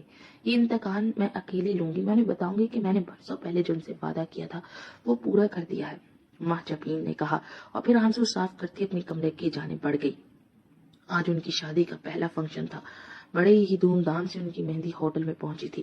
پچھلے 2 دنوں سے التمش نے نہ اس سے بات کی تھی، نہ ہی اس کی طرف سے کوئی پیش قدمی ہوئی تھی۔ یہ چیز نے التمش کو بہت پریشان کیا تھا۔ وہ لوگ سٹیج پر بیٹھے تھے اور التمش اس کی طرف دیکھ رہا تھا، جس کا چہرہ آج بھی ہر قسم کے جذبات سے عاری تھا۔ نہ جانے وہ اتنی پتھر دل کیوں تھی۔ پھر وہ اس کا ہاتھ تھام کر ٹیرس پر چلا آیا۔ کیوں ہو تم ایسی؟ تمہیں کوئی فرق نہیں پڑتا کہ میں تم سے ناراض ہوں؟ تم نے اس دن بھی مجھے ہرٹ کیا، ایک بار بھی سوری نہیں بولا۔ وہ اس کے کندھوں سے تھامتے ہوئے بولا، آپ ناراض تھے مجھ سے؟ مجھے لگا کہ مصروف ہے میری طرح۔ ویسے ناراض کیوں تھے؟ او، اتنی معمولی سی بات پر ہاتھ ہوتی ہے کسی چیز کی۔ وہ اس کے ہاتھ پیچھے ہٹاتی دور ہونے لگی تو اسے کھینچ کر اپنی باہوں کے حصار میں لے گیا۔ کیوں تڑپا رہی ہو مجھے؟ کوئی دشمنی ہے کیا؟ ایسا تو کوئی دشمنوں کے ساتھ بھی نہیں کرتا ہوگا جیسا تم میرے ساتھ کرتی ہو۔ ناراض ہو؟ تمہیں خبر ہی نہیں ہے، پل پل تڑپ رہا ہوں، تمہیں اس بات کا احساس ہی نہیں ہے۔ کیوں ہو تم اتنے پتھر دل؟ وہ اس کی کان کی لو کو لبوں سے چھوتے آنچ دیتے لہجے میں بولا تو اس کی سانسوں کی گرمائش سے اس کا دل جیسے پگھلنے لگا تھا۔ ایسا کچھ نہیں ہے، آپ کو تو پتہ ہی ہے کہ میں ایسے مزاج کی ہی ہوں، تو آج آپ کو اس بات کا اتنا برا کیوں لگ رہا ہے؟ وہ اس سے خود کو چھڑواتے ہوئے بولی۔ وہ گہرا سانس بھرتا اسے دیکھتے گلے لگا گیا۔ ٹھیک ہے، تمہیں پیار نہیں کرنا تو مت کرو، لیکن مجھے تو پیار کرنے سے مت روکو نا۔ وہ اس کے کندھے پر اپنے لب رکھتے ہوئے گمبھیر لہجے میں بولا تو وہ کرب سے اپنی آنکھیں میچ گئی۔ اس کا یہ چھونا، اس کی یہ باتیں اس کے دل میں ہلچل سی مچا رہی تھی۔ وہ بار بار خود کو یاد کروا رہی تھی کہ وہ یہاں پر انتقام لینے آئی ہے، نہ کہ محبت کرنے، مگر بدتمیز دل مان ہی نہیں رہا تھا۔ آنی، یہاں ہے آپ؟ اذہان کی پکار پر وہ گہرا سانس بھرتا پیچھے ہوا۔ اوہ، آئی ایم سو سوری، غلط ٹائم پر انٹری کر دی، لیکن بہت ضروری کام ہے تو آپ کی بیگم صاحبہ کو لے کر جا رہا ہوں، اذہان نے کہا، اور پھر اس کا ہاتھ تھامے نیچے کی جانب بڑھ گیا۔ وہ بھی سرد آ برتا ان کے پیچھے چلا آیا۔ پھر فنکشن کے فارغ ہو کر وہ لوگ باہر نکلے۔ آئس کریم کھانے کو چلے؟ عالم نے کہا۔ نو برو، آج سے کل تک آپ کا ملنا منع ہے۔ میری موم کہتی ہیں کہ دلہن پر روپ نہیں آتا۔ موم تو فی الحال یہاں نہیں ہے تو ان کے سارے کام میرے ذمہ ہیں، مجھے سختی سے آرڈر ہے، اذہان نے ہلکے پھلکے انداز میں کہا۔ اچھا، تو ہماری سالی صاحبہ کی طرف سے یہ حکم ہے تو پھر ٹھیک ہے، آرم بھی بدلہ سنج انداز میں بولا تھا۔ سب بے اختیار ہنس پڑے۔ چلے، کوئی بات نہیں، اگلے 24 گھنٹوں میں ہماری بیویاں ہمارے پاس ہمارے کمروں میں ہوں گی، بس پھر ہم آپ کے گھر نہیں آنے دیں گے، التمش نے کہا۔ چلے دیکھتے ہیں آپ اپنی بات میں کتنے پکے ہیں، اذہان نے کہا۔ بھائی، ہم خان لوگ ہیں اور ہم اپنے وعدوں کے بڑے پکے ہوتے ہیں، کل آنے کا وعدہ کیا نا تو ضرور آئیں گے، التمش نے کہا۔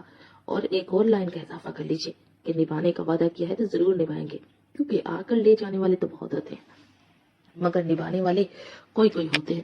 اب دیکھتے ہیں آپ کتنا نبھاتے ہیں، اذہان میں نے خیز انداز میں بولا تو التمش مسکرا دیا۔ بھانجے، ڈونٹ وری، تم خود کہو گے کہ ہمیں وفا بہت ہے، التمش نے کہا تو اذہان مسکرا دیا۔ پھر وہ انہیں لے کر گاڑی کی جانب بڑھ گیا۔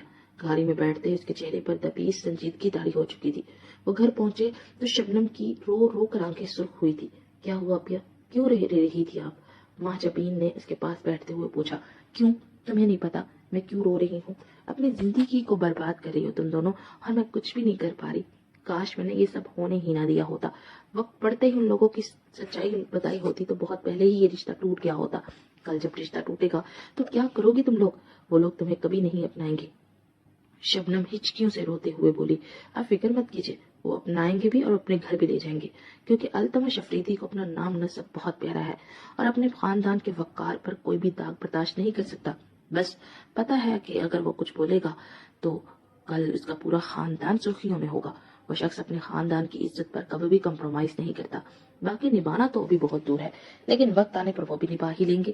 میں ان سے کوئی ذاتی انتقام نہیں لے رہی، آپ کا حق لینے کے لیے یہ سب کر رہے ہیں ہمارے ساتھ۔ جو کچھ بھی ہوا میں اسے بھول جانا چاہتی ہوں۔ میرا اور صرف اب اس بات پر فوکس ہے کہ اذہان کو اس کے باپ کا نام ملے، اعظم افریدی پوری دنیا کے سامنے اسے اپنا بیٹا تسلیم کرے۔ اب اس کے علاوہ میرا کوئی مقصد نہیں رہا۔ وہ سنجیدگی سے بولے۔ چھوڑ دو اس مقصد کو، کل میں شادی پر نہیں جاؤں گی، میرا نہ جانا ہی بہتر ہے تاکہ تم لوگوں کو اپنی زندگی آگے صحیح سے گزر سکے۔ زندگی بھر تم لوگوں سے کبھی نہیں ملوں گی، بس یہ میرا آخری فیصلہ ہے، شبنم نے کہا۔ آپ کو کیا لگتا ہے آپ وہاں جانے کا ارادہ کینسل کر دیں گی تو ہم آپ کے بنا وہاں چلے جائیں گے؟ نہیں، پھر کل صبح کوئی ہم میں سے اس گھر سے نہیں جائے گا، وہاں ان دونوں کی بارات ہمارا انتظار کرتے ہوئے واپس پلٹ جائے گی۔ وہ اطمینان سے بولی تو شبنم نے جھنجھلا کر اسے دیکھا۔ تم آخر اتنی ضدی کیوں ہو اور آپ اتنی سیدھی اور اچھے کیوں ہیں؟ یہ دنیا سیدھے سادے معصوم لوگوں کے لیے نہیں بنی، یہاں پر مجھ جیسے لوگ ہی آگے بڑھ سکتے ہیں۔ اگر میں بھی آپ کی طرح رہتی نا تو لوگ ہمیں روند کر آگے گزر جاتے، ہمارا نام و نشان مٹ جاتا، اور میں ایسا ہونے نہیں دے سکتی۔ خیر چھوڑیے ان سب باتوں کو، کل کے لیے تیاری کیجیے۔ کیونکہ اب اس رات سے پردہ اٹھ جانے کا وقت آ چکا ہے اور آپ کو فائنلی ان کے سامنے جانا ہے، وہ اسپاٹ لہجے میں بولی اور پھر اٹھ کر اپنے کمرے کی جانب بڑھ گئی۔ اگلے دن بارات پہنچ چکی تھی۔ وہ دونوں اسٹیج کی جانب بڑھی جہاں پر ان کے دولہا حضرات ان کے استقبال کے لیے کھڑے تھے۔ میڈیا کوریج ہو رہی تھی، ہر طرف ان کی جوڑیوں کو سراہا جا رہا تھا۔ ان دونوں کا ہاتھ تھامے اذان اسٹیج پر آیا اور اسٹیج پر آتے ہوئے میڈیا کو اشارہ کر کے اپنی طرف بلانے لگی۔ وہ لوگ تیزی سے پاس آئے اور اس کی تصاویر بنانے لگے۔ میری پوز لینے کا بھی بہت زیادہ ٹائم ہے آپ کے پاس، مگر فی الحال مجھے آپ سب کو اس ہستی سے ملوانا ہے جس سے ملنے کے لیے آپ برسوں سے انتظار کر رہے ہیں۔ وہی ہستی جو کہ میرے پیچھے ہے، جن کی وجہ سے میں آج اس مقام پر ہوں، جن کی وجہ سے میں یہاں ہوں، ورنہ نہ جانے کہاں بے نام در در کی ٹھوکریں کھا رہی ہوتی۔ پلیز ویلکم محترمہ شبنم زیدی، اس نے تعارف کرواتے ہوئے کہا، اور سیڑھیوں پر سپورٹس لائٹس پڑی، وہاں اذہان کھڑا تھا اور اس کے ساتھ ہی پیچھے سے شبنم سامنے ہوئی تو اعظم، التمش اور سامیہ ساکت رہ گئے۔ واو، سو بیوٹیفل لیڈی۔ ویسے لگ رہا ہے کہ یہ لیڈی کہیں دیکھی ہے، مگر یاد نہیں آ رہا کہاں دیکھی ہے۔ ہر طرف سے طرح طرح کی آوازیں تھی۔ التمش نے زخمی نگاہوں سے اسے دیکھا جو رائکا کے ساتھ اسٹیج سے اتر کر شبنم کی جانب بڑھی تھی اور وہ دونوں اس کے گلے لگ چکی تھی۔ التمش مٹھیاں بھینچ کر کھڑا تھا۔ پھر وہ لوگ شبنم کو لے کر اسٹیج پر آ گئی۔ فوٹو شوٹ کے بعد شبنم سائڈ والے صوفے پر بیٹھ گئی۔ مجھے پتا تھا کہ آپ یہاں پر کوئی تماشا نہیں کریں گے کیونکہ آپ کو اپنے خاندانی عزت کا بہت خیال رہتا ہے۔ باقی گھر جا کر تو ہم بات کر ہی لیں گے، لیکن فی الحال اپنے چہرے پر مسکراہٹ لائیے، ورنہ میڈیا سوچے گا کہ ضرور کوئی نہ کوئی بات ہے اور کل کی سرخیوں میں افریدی فیملی کی ہی بات ہوگی۔ سو پلیز مائی لو، وہ مسکراتے ہوئے بولتی جا رہی تھی اور التمش غصے سے جیسے پاگل ہو رہا تھا۔ سامیہ کا چہرہ تو دھواں دھواں ہو رہا تھا، مگر اعظم افریدی گمسم سے کھڑے تھے۔ رخصتی کروا کر وہ لوگ گھر پہنچے اور التمش نے اندر آتے ہی لاؤنج کے وسط میں پڑے ٹیبل پر پڑا ہوا کرسٹل واز اٹھا کر زور سے سامنے LED پردے مارا، کیونکہ وہاں پر ان کی شادی کا فوٹو شوٹ دکھایا جا رہا تھا۔ تم لوگوں کی ہمت بھی کیسے ہوئی ہمیں دھوکہ دینے کی؟ وہ اس کی کندھوں سے جکڑے ہوئے چیخ کر بولا۔ آواز دھیمی رکھیے مسٹر افریدی، کیونکہ میں ایسے لہجے برداشت نہیں کرتی، اور ہاں، میں یہاں پر کوئی بھاگ کر نہیں آئی، باقاعدہ بینڈ باجا بارات لے کر گئے تھے، میرے عشق میں پاگل تھے آپ۔ دوسری بات، برسوں پہلے میں نے کہا تھا نا میں واپس آؤں گی، لو میں آ گئی، اب نکالو یہاں سے کیسے نکالتے ہو۔ وہ صوفے پر بیٹھتے ہوئے اطمینان سے بولی، کیا ہو رہا ہے یہ سب کوئی مجھے بھی بتائے گا؟ آرم نے بے چینی بھرے لہجے میں کہا، تمہیں پتا نہیں ہے یہ کون ہے؟ یہ لوگ وہی ہیں جن کی وجہ سے ہماری خوشیوں کو نظر لگ گئی۔ یہ وہی ہے جس رات یہ آئی تھی، اس نے جوڑیاں اٹھا اٹھا کر بددعائیں دی تھی۔ یہ وہی ہے بازار حسن کی طوائفیں جن کا کسی شریف ماں باپ سے تعلق نہیں۔ التمش چیخ کر بولا تو عارم کا رنگ متغیر ہو گیا اور وہ لڑکھڑا کر پیچھے ہوتا صوفے پر بیٹھ گیا۔ دیکھو عارم، ہماری کوئی دشمنی ہے آپس میں، تم میری بہن سے محبت کے دعوے دار ہو تو تمہیں اس بات پر کسی بھی قسم کا کوئی فرق نہیں پڑنا چاہیے، کیونکہ بازار حسن میں ہم نے اپنے جلوے نہیں دکھائے، میرے جلوے تو پوری دنیا نے دیکھے ہیں۔ ویسے مجھے حیرت ہوتی ہے، چند لوگوں ایک مجرا کرنے والی تعریف کو تو معاف نہیں کرتے، مگر جو ہم جیسی لڑکیاں اپنا ناچ گانا پوری دنیا کو دکھا رہی ہوتی ہے، ہمیں سپر سٹار کہا جاتا ہے۔ میں نے اس سب سے پتہ ہے کیا سیکھا؟ چند لوگوں کے آگے ناچو گے تو لوگ حقیر سمجھیں گے، لیکن اگر پوری اس دنیا کے سامنے ناچتے ہو، انہیں ساتھ نچاؤ گے نا، تو یہی دنیا تمہیں سپر سٹار کا اعزاز بخش دے گی۔ تو وائف تو مجبور ہوتی ہے نا، اسے اپنا پیٹ پالنے کے لیے یہ سب کرنا پڑتا ہے، مگر ہم جیسے لوگ تو صرف شوق کے لیے کرتے ہیں۔ اگر میری بہن چند لوگوں کے سامنے مجرا کرتی تھی وہ طوائف ہے، تو اس کے ساتھ رشتہ منسلک ہونے کی وجہ سے ہمیں بھی طوائف بنا دیا گیا، جبکہ ہم نے ناز کوٹھے پر جنم لیا اور نہ ہی وہاں زیادہ دیر رہی۔ میں نے اپنے اس طوائف کے داغ کو مٹانے کے لیے اسی پیشے کو اپنایا۔ پوری دنیا نے مجھے دیکھا، سراہا، مجھے سپر سٹار اور مس ورلڈ بنا دیا گیا۔ کیا ہمیں شرم آنی چاہیے؟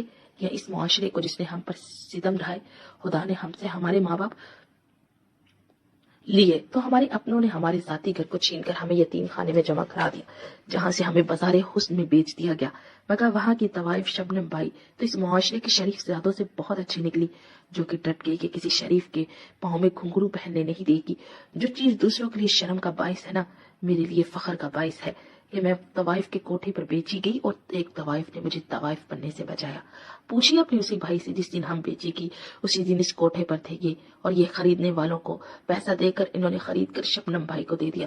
بتائیے نا اعظم بھائی کہ ہم سچ کہہ رہی ہیں کہ جھوٹ؟ وہ بولتے بولتے ہانپنے لگی تھی اور التمش حیرانگی اور بے یقینی سے اسے دیکھ رہا تھا۔ خیر چھوڑیے ان باتوں کو، مجھے میرا کمرہ دکھا دیجیے، ताकि मैं जाकर कुछ देर आराम कर सकूं। वो सुकून भरे लहजे में बोली और फिर चलती हुई राइका के पास आई जो कि गुमसुम सी खड़ी थी। जाओ तुम भी अपने कमरे में, तुम्हें किसी भी किस्म की लड़ाई की कोई जरूरत नहीं है, अपनी जिंदगी की शुरू करो। अगर आरम तुम्हें अपनाना चाहता है तो उसका हाथ थामने में देर मत करना। वो बोली तो आरम ने उसका हाथ थाम लिया। वो धीमा सा मुस्कुरा दी। आपका बेटा मोहब्बत निभाना जानता है, वो आजम अफरीदी से बोली और फिर मुलाजमा के साथ अल्तमिश के कमरे में आ गई। अल्तमिश गुस्से से आजम अफरीदी को देखने लगा। आपकी गलतियों की वजह से आज हमारा पूरा खानदान मुसीबत में फंस चुका है, वो तलख लहजे में बोला। मुसीबत में हम फंसे, तुम किसी किस्म की मुसीबत में नहीं फंसे। इसकी हर बात में सच्चाई है, वो कोई पैदाइशी तवाइफ नहीं है। मैं वहीं पर था जब वो लड़कियां वहां लाई गई थी। जिस दिन तुम आए थे ना, उससे चंद दिन कबल ही वो उस जगह पर पहुंची थी। शबनम ने उन्हें बचाया था। शबनम ने भले एक तवाइफ से जन्म लिया हो, मगर उसके अंदर इंसानियत थी, और मेरे ख्याल में हम जैसे लोगों से ज्यादा उस बाजारे हुस्न के लोगों में इंसानियत होते हैं। हम जैसे लोग जात बरादरी नमो नसब के नाम पर एक दूसरे को कत्ल कर देते हैं, वहां ऐसा नहीं होता। आजम अफरीदी ने तलख लहजे में कहा और सामिया की जानिब बढ़े। फिक्र मत करो, बाबा से किया गया वादा मरते दम तक निभाऊंगा। कभी भी तुम्हारे साथ बेवफाई नहीं करूंगा। मैंने कभी की भी नहीं थी। मेरा गुनाह ये था कि मैंने दूसरी शादी की क्योंकि मुझे मोहब्बत हो गई थी। तुम इन दिनों बाबा की प्रोडक्शन हाउस और फैशन डिजाइनर कंपनी को संभाल रही थी। तुमने इस फैमिली के लिए ये सब किया, मैं मानता हूँ, लेकिन एक शौहर क्या चाहता है अपनी बीवी से, तुम्हें इस बात का नहीं पता था। इसलिए मैं भटकता हुआ शबनम के पास पहुंच गया। जो सुकून मुझे तुमसे चाहिए था मुझे वहां मिला। मैंने शादी कर ली, मगर उसके हिस्से में सिर्फ 2-3 रातें आती थी, मगर बाकी के सारे दिन तुम्हारे हुआ करते थे। जानती हो वो दिल तुम्हारे लिए क्यों थे? क्योंकि शबनम ने मुकर्रर किए थे। उसे मैंने निकाह के बाद बताया कि मैं शादीशुदा हूँ। वो बहुत रोई, नाराज भी रही। फिर उसके बाद उसने कसम दी थी कि मैं इससे ज्यादा तुमसे करीब रहूं, और इसी की वजह से मैं तुम्हारे पास ज्यादा से ज्यादा वक्त गुजारता था।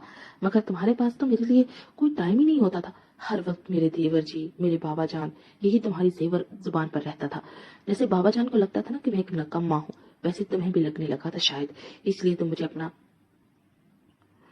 वो मुकाम नहीं देना चाहती थी, और तुमने बना लिया, और मैं सब कुछ हारता चला गया। और इसकी तरफ से अब भी तुम इनसिक्योर मत होना, क्योंकि वो कभी भी वापस नहीं आएगी मेरी जिंदगी में तुम्हारी इजाजत के बिना।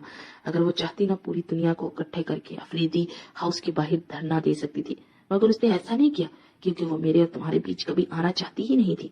चली गई वो चुपचाप यहाँ से, और दोबारा अपनी औलाद तक को लेकर नहीं आई। अगर वो चाहती तो अपनी औलाद के नाम पर यहाँ पर आ सकती थी। आजम अफरीदी भी फट पड़े थे। हा हा हा हा, रियली भैया, आपको लगता है कि वो अच्छी है इसलिए वो यहाँ दोबारा नहीं आई? जी नहीं, वो इसलिए दोबारा नहीं आई क्योंकि उसे मालूम था कि उसके बच्चे को कभी भी कोई कबूल नहीं करेगा, और उसके बच्चे के मुतालिक पूछा जाएगा कि वो जायज भी है कि नाजायज। वैसे भी मुझे मालूम, पता नहीं किसका नाजायज। Shut up, just shut your mouth. आइंदा से ऐसी बकवास की तो मुंह तोड़ दूंगा तुम्हारा। समझाओ अपने देवर जी को कि किसी पाक बाज औरत पर इल्जाम मत लगाए। मैं आजम अफरीदी जानता हूँ कि वो उस कोठे पर रहने के बावजूद अनछुई थी। उसको किसी गैर मर्द ने नहीं छुआ सिवाय इसके शौहर यानी आजम अफरीदी के। वो मेरा ही बेटा है। उसके नए नक्श चीख चीख कर मेरी जवानी का बताते हैं। उसके हर हर नक्श में आजम अफरीदी है। वो तलख लहजे में बोले और फिर गुस्से से अपने कमरे की जाने बढ़ गए। वो भी सर झटक कर बाहर निकल गया। उसका कमरे में जाने का कोई भी इरादा नहीं था। वो वहां से निकलकर अपने फ्लैट पर पहुंचा, जहां पर उसकी एक दोस्त जो कि एक्ट्रेस भी थी वहीं पर मौजूद थी।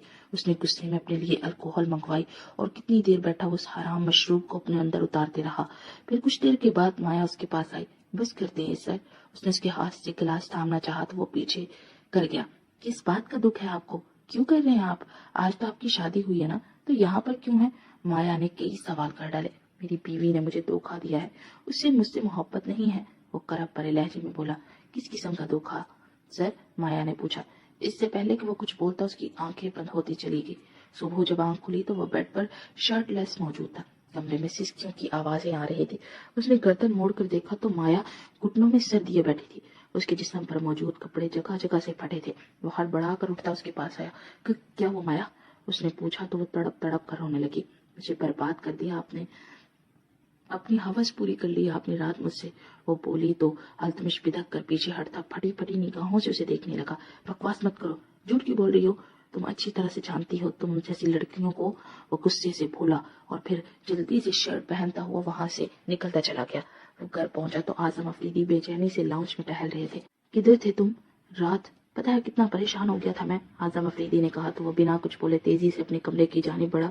وہ کمرے میں آئے تو وہ دشمن جان پرسکون سے بیڈ پر بیٹھی چائے پی رہی تھی۔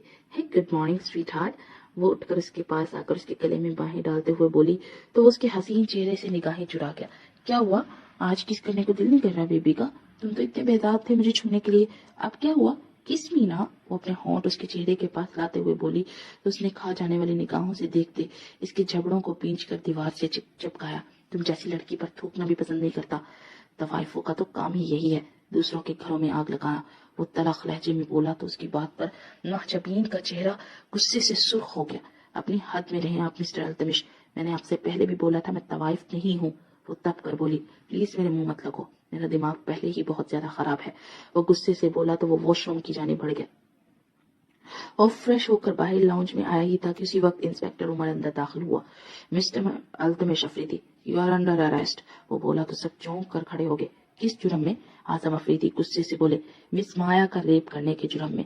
انسپیکٹر کی بات پر سب نے بے یقینی سے اسے دیکھا تو وہ کرت سے آنکھیں میچ گیا۔ میں نے کچھ نہیں کیا انسپیکٹر، وہ لڑکی جھوٹ بول رہی ہے، وہ غصے سے بولا۔ سارے ثبوت آپ کے خلاف ہے اور مس مایا نے خودکشی کرنے کی بھی کوشش کی ہے۔ اب تو یہ مس مایا ہی آپ کو بے گناہ ثابت کر سکتی ہے، ورنہ تو آپ ایک لمبے عرصے تک جیل میں بند رہیں گے۔ ویسے بڑی حیرانگی ہوتی ہے، آپ جیسے اچھے انسان نہ جانے کیسے بہک جاتے ہیں، انسپیکٹر نے طنزیہ لہجے میں کہا، اور پھر اسے ہتھ کھڑی پہنا کر باہر لائے تو وہاں میڈیا پہلے سے موجود تھا۔ اس سے ہر طرح طرح کے سوال ہو رہے تھے۔ وہ جیل میں بیٹھا کوڑ رہا تھا۔ 3 دن گزر چکے تھے۔ انسپیکٹر عمر نے اس کے خلاف ثبوت مزید مضبوط کر دیے تھے۔ وہ پریشان سی کھڑی تھی کہ اذہان اس کے پاس آیا۔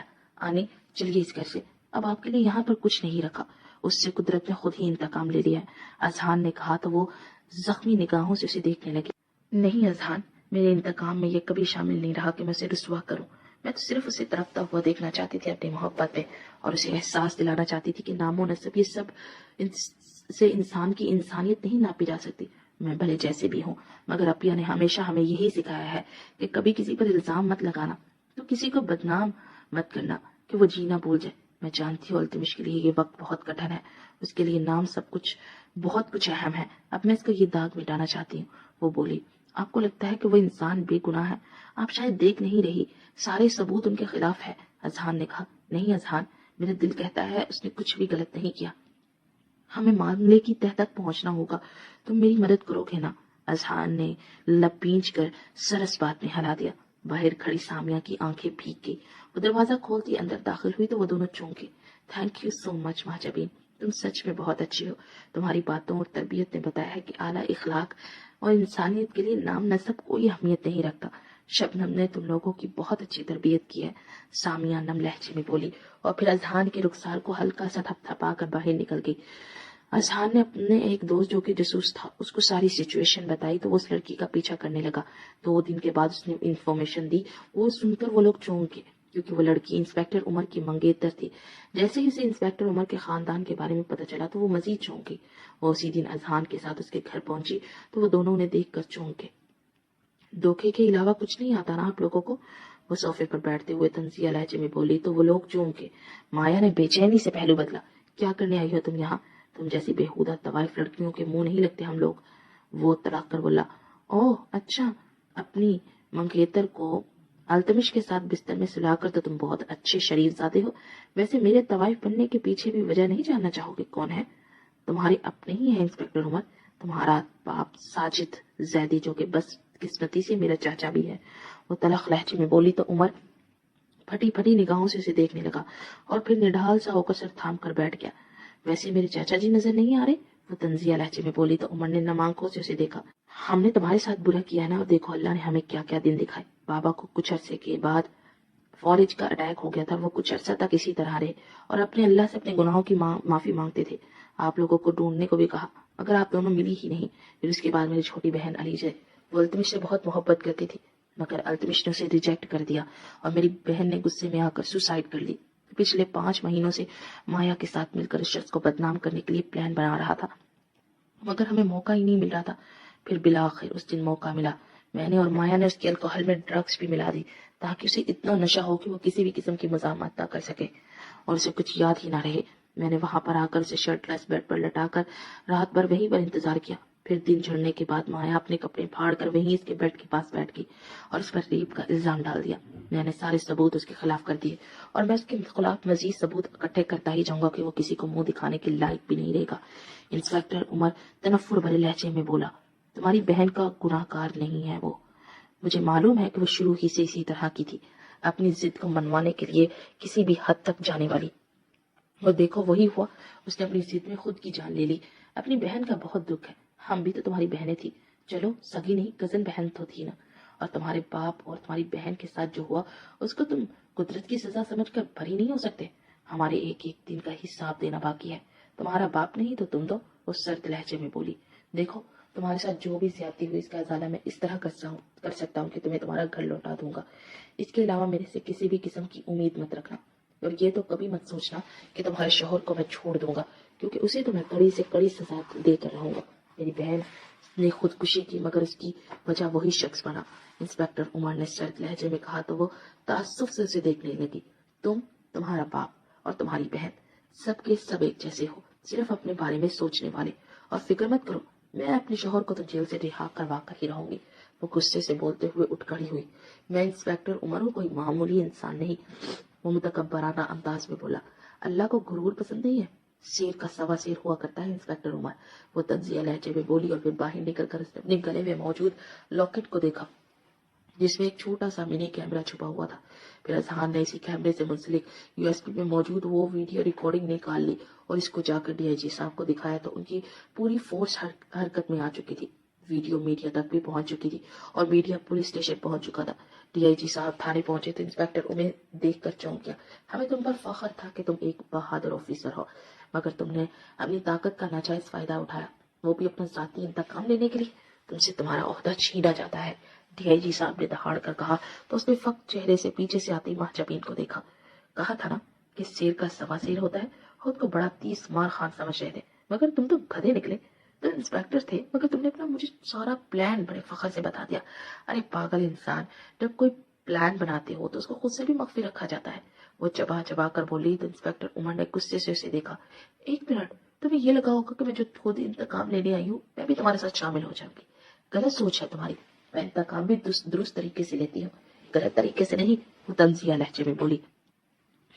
اور پھر وہاں سلاخوں کے پیچھے کھڑے التمش کے پاس آئی. ایک ہفتے میں وہ بے حال ہو چکا تھا. وہ چلیے باہر نکلی تو وہاں میڈیا ان کا منتظر تھا, مگر وہ کسی کے بھی سوال کا جواب دیے بنا اس کا ہاتھ تھامے گاڑی کی جانب بڑھ گئی. گھر پہنچی تو سامیہ اور اعظم افریدی باہر ہی کھڑے ان کا انتظار کر رہے تھے. آپ کا ہماری فیملی پر بہت احسان ہے جس کو ہم کبھی نہیں چکا سکتے. سامیہ نے اس کے ہاتھ کو تھامتے ہوئے کہا تو وہ ہلکا سا مسکرا دی. پھر وہ کمرے میں آ گئے. التمش تو آتے ہی نہانے چلا گیا تھا اور نہا کر باہر نکلا تو مہجبین صوفے پر بیٹھی اپنے نیلز ٹرم کر رہے تھے. تمہیں کیا لگتا ہے تمہارے دھوکے کو معاف کر دوں گا میں؟ وہ اس کی طرح مڑتے ہوئے بولا تو اس نے حیرانگی سے اسے دیکھا. کون سا دھوکا؟ میں نے آپ کو کب دھوکا دیا؟ میں نے صرف سچ چھپایا, اسے دھوکا دینا نہیں کہتے. وہ اطمینان بھرے انداز میں بولتی, اپنا میک اپ باکس ڈریسنگ پر رکھتے ہوئے اپنے بالوں کی پوری ڈیل کرنے لگی. اچھا, تو تم نے آتے ہی اس گھر پر قبضہ جمانے کا ارادہ کر لیا ہے. اس گھر میں حکومت صرف اور صرف میری اور میری بھابھی کی چلے گی. یہ بات اچھی طرح سے ذہن میں بٹھا لو. اس کے ماتھے پر انگلی رکھتے ہوئے بولا, آپ کی بھابھی کی سلطنت میں آگ لگانے بھی نہیں آئی اور میری ان سے کوئی دشمنی بھی نہیں ہے, کیونکہ وہ تو خود اپنے شوہر کی بے وفائی کی ستائی ہوئی ہے, تو میں انہیں کیا سزا دوں گی. لیکن ان چند دنوں میں مجھے ایک بات پتہ چل گئی کہ اعظم افریدی خوش قسمت بہت ہے. بیویاں دو ہیں, دونوں ہی ان سے بے انتہا محبت کرتی ہیں اور ان کے لیے اور ان کی فیملی کے لیے کچھ بھی کرنے کو تیار ہو جاتی ہے. وہ تلخ لہجے میں بولتی چلی گئی. اور پلیز اپنی بہن کو میری بھابھی کے ساتھ کمپیئر کرنے کی بالکل بھی ضرورت نہیں ہے. کہاں تمہاری بہن اور کہاں میری بھابھی, وہ تڑک کر بولا. ایک نمبر کے گھٹیا آدمی ہو. میں نے پتہ نہیں کیا سوچ کر تمہاری مدد کرنے کا فیصلہ کیا, تمہاری بدنامی کو نیک نامی میں پھر سے بدل دیا. اچھا ہوتا تم اسی جیل میں رہتے, کتنے سکون سے زندگی جی رہی تھی میں یہاں پر. وہ منہ بنا کر بولتی پلٹنے لگی کہ غصے سے التمش نے اسے بازو سے کھینچ کر دیوار سے لگاتے اس کے لبوں کو اپنی دسترس میں لے لیا. وہ اس کے سینے پر مکے برساتے ہوئے اسے پیچھے کرنے کی کوشش کر رہی تھی, مگر اس کی شدتیں بڑھتی ہی جا رہی تھی, یہاں تک کہ التمش کو اپنے حلق میں اس کے خون کی کڑواہٹ محسوس ہوئی. تو وہ آہستہ سے پیچھے ہوا تو وہ سینے پر ہاتھ رکھتی اپنی سانسیں بحال کرنے لگی. اس کا نچلا ہونٹ اس کی شدتوں سے زخمی ہو چکا تھا. हिम्मत कैसे हुई आपकी इस तरह की हरकत करने की? समझते क्या है आप खुद को? वो उसके सीने पर अपने दोनों हाथ मारते उसे पीछे धक्का देते हुए बोली। उसने टेबल पर पड़े टिश्यू बॉक्स से टिश्यू निकालकर उसके निचले होंठ पर रखा तो वो नागवारी से उसे देखने लगी। उसकी हसीन निगाहों से वो निगाहें चुरा कर पलटा और सिगरेट केस उठाकर बाहर निकल गया और लाउंज में आकर वो ठटक कर रुक गया। वहां आरम बड़े प्यार से राइका को आइसक्रीम खिला रहा था। वो लब भींच कर बाहर निकल गया। ए चाचू, क्या बात है? अकेले अकेले क्या सोच रहे हो? वो झूले में बैठा ना जाने किन ख्यालों में खोया था कि जब ही आरम ने उसके पास आकर पूछा, इन लड़कियों की वजह से भाभी ने बहुत दुख देखे हैं और तुमने उसी को अपना लिया, कैसे? वो करप भरे लहजे में बोला। उस गुरुवार तो बाबा थे ना, उन्होंने ही मामा को धोखा दिया। शबनम अपिया को भी भाभी का तो इसमें कोई कसूर नहीं था और ना ही राइका का, मगर उन लोगों ने बहुत दुख सहा है। हमारे घराने ने अपनी इज्जत और वैल्यू को बचाने के लिए एक हावला औरत को धक्के मारकर इस घर से निकाला। उस गुनाह के बदले अल्लाह पाक ने मामा की गोद में पलते उस बच्चे को छीन लिया जिसके आने की हम लोग खुशी मना रहे थे। हम किसी और को गम देकर खुश कैसे रह सकते हैं? फिर दादा जान की दर्दनाक वफात हुई, मगर हम फिर भी संभले नहीं। किसी न किसी मामले में हमारे घर पर कोई न कोई क़यामत टूटती ही रही, मगर हमने खुद को सुधारा नहीं। मैं अब जैसा नहीं हूँ, मैं किसी और के गुनाह की सजा अपनी बीवी को देता रहूं? मैं उसे बड़े मान के साथ और मोहब्बत से लाया था और मैंने उसको वही मोहब्बत दी। मेरी मोहब्बत नहीं बदली, मगर आप भी तो मोहब्बत के दावेदार थे। फिर आपकी मोहब्बत कहाँ गई? खानदानी वकार और इज्जत इंसान के जज्बात और दिल से बड़े होते हैं क्या? बाबा ने गलती की, मगर इतना भी बड़ा गुनाह नहीं था जिसकी सजा परसों से किसी बेगुनाह को दी जाती। अगर देनी थी तो बाबा को दी जाती ना। उन्हें इस घर से जाना चाहिए था, मामा को उन्हें छोड़ देना चाहिए था, मगर हम सब ने तो उन्हें माफ कर दिया। जो गुनाहगार नहीं थे वो सड़कों पर धक्के खाते फिरते रहे। राइका उस वक्त बहुत छोटी थी, उसे इन चीजों का पता नहीं था, मगर माँ जमीन थोड़ी बड़ी थी, बहुत हसास भी। आपने आज की वीडियो में देखा इंस्पेक्टर उमर, उनके चचा के बेटे हैं। एक तवाइफ तो अपना रिजक कमाने के लिए सिर्फ अपना जिस्म बेचती है, मगर हम लोग तो जमीर ही बेच डालते हैं। उसी जमीर के बेचने की वजह से हम तवाइफ की मजबूरियों का भी फायदा उठाते हैं। अगर हमारे जमीर जिंदा रहता तो कभी ये कोठे बनते ही ना। इन कोठों के बनने में भी हम लोगों का ही हाथ है। हम में से कई मर्द अपनी चिकनी चुपड़ी बातों में आकर लड़कियों को फंसाते हैं और फिर वो नतीजतन घर से भाग निकलती हैं और फिर उसी कोठे में पहुंच जाते हैं और इसी तरह पैसों के लालच में मासूम बच्चियों को उन कोठों पर बेच दिया जाता है, जैसे कि माँ जबीन और राइका को बेचा गया। मगर कुदरत ने उन्हें बचाना चाहती थी। शायद उनके मरते हुए माँ बाप ने उनके लिए दुआएं की थी कि बाबा ने शबनम अपिया से शादी की और उनकी ख्वाहिश पर माँ जबीन और राइका को खरीद लिया, वरना न जाने आज वो दोनों कहाँ होते। हम लोगों को अपना तो बहुत बड़ा लगता है, मगर उनके दुख से बड़ा नहीं है। एक बार उनकी जगह खुद को रख कर सोचे। मेरी तो आंखें भीग जाती है जब मैं ये सोचता हूँ कि इतने दुख सहे इतनी छोटी उम्र में। आरिम बोलता जा रहा था और वो गुमसुम सा सर झुकाए सुन रहा था। फिर आरम के जाने के बाद उसकी जमीन ने उसे बुरी तरह झंझोड़ा था। फिर बेख्तियार वो उठा और कमरे में आया तो वो पुरसुकून सी करवट के बल सो रही थी। वो चलता हुआ उसके पास आकर बैठकर उसके सभी चेहरे को देखने लगा। कुछ देर के बाद वो उठकर अपनी जगह पर आकर लेट गया। अगले दिन सुबह माँ जबीन उठी तो बाहर एक रौनक लगी थी। वह मुंह हाथ धोकर नीचे आई तो वहां बैठी सामिया के साथ बातें करती शबनम को देखकर उसके कदम ठटक गए। अजहान और आरम सर जोड़े कोई बात कर रहे थे और अल्तमिश आजम अफरीदी एक सर पर बैठे लैपटॉप पर लगे थे। वाह, आप लोग यहाँ पर? मुझे किसी ने बताया ही नहीं आप लोग आने वाले हैं। वो पास जाकर बोली तो शबनम ने उसे सर तपा देखा। ये क्या हुलिया बना रखा है तुमने? कहाँ से लग रही हो कि तुम चंद दिनों की दुल्हन हो? हम लोग तो अल्तमिश के कहने पर वलीमा की डेट फिक्स करने आए थे। शबनम की बात पर उसने हैरानगी से उसकी जानिब देखा, जो कि लैपटॉप पर इस तरह मसरूफ था जैसे कि उससे बढ़कर कोई काम ही ना हो।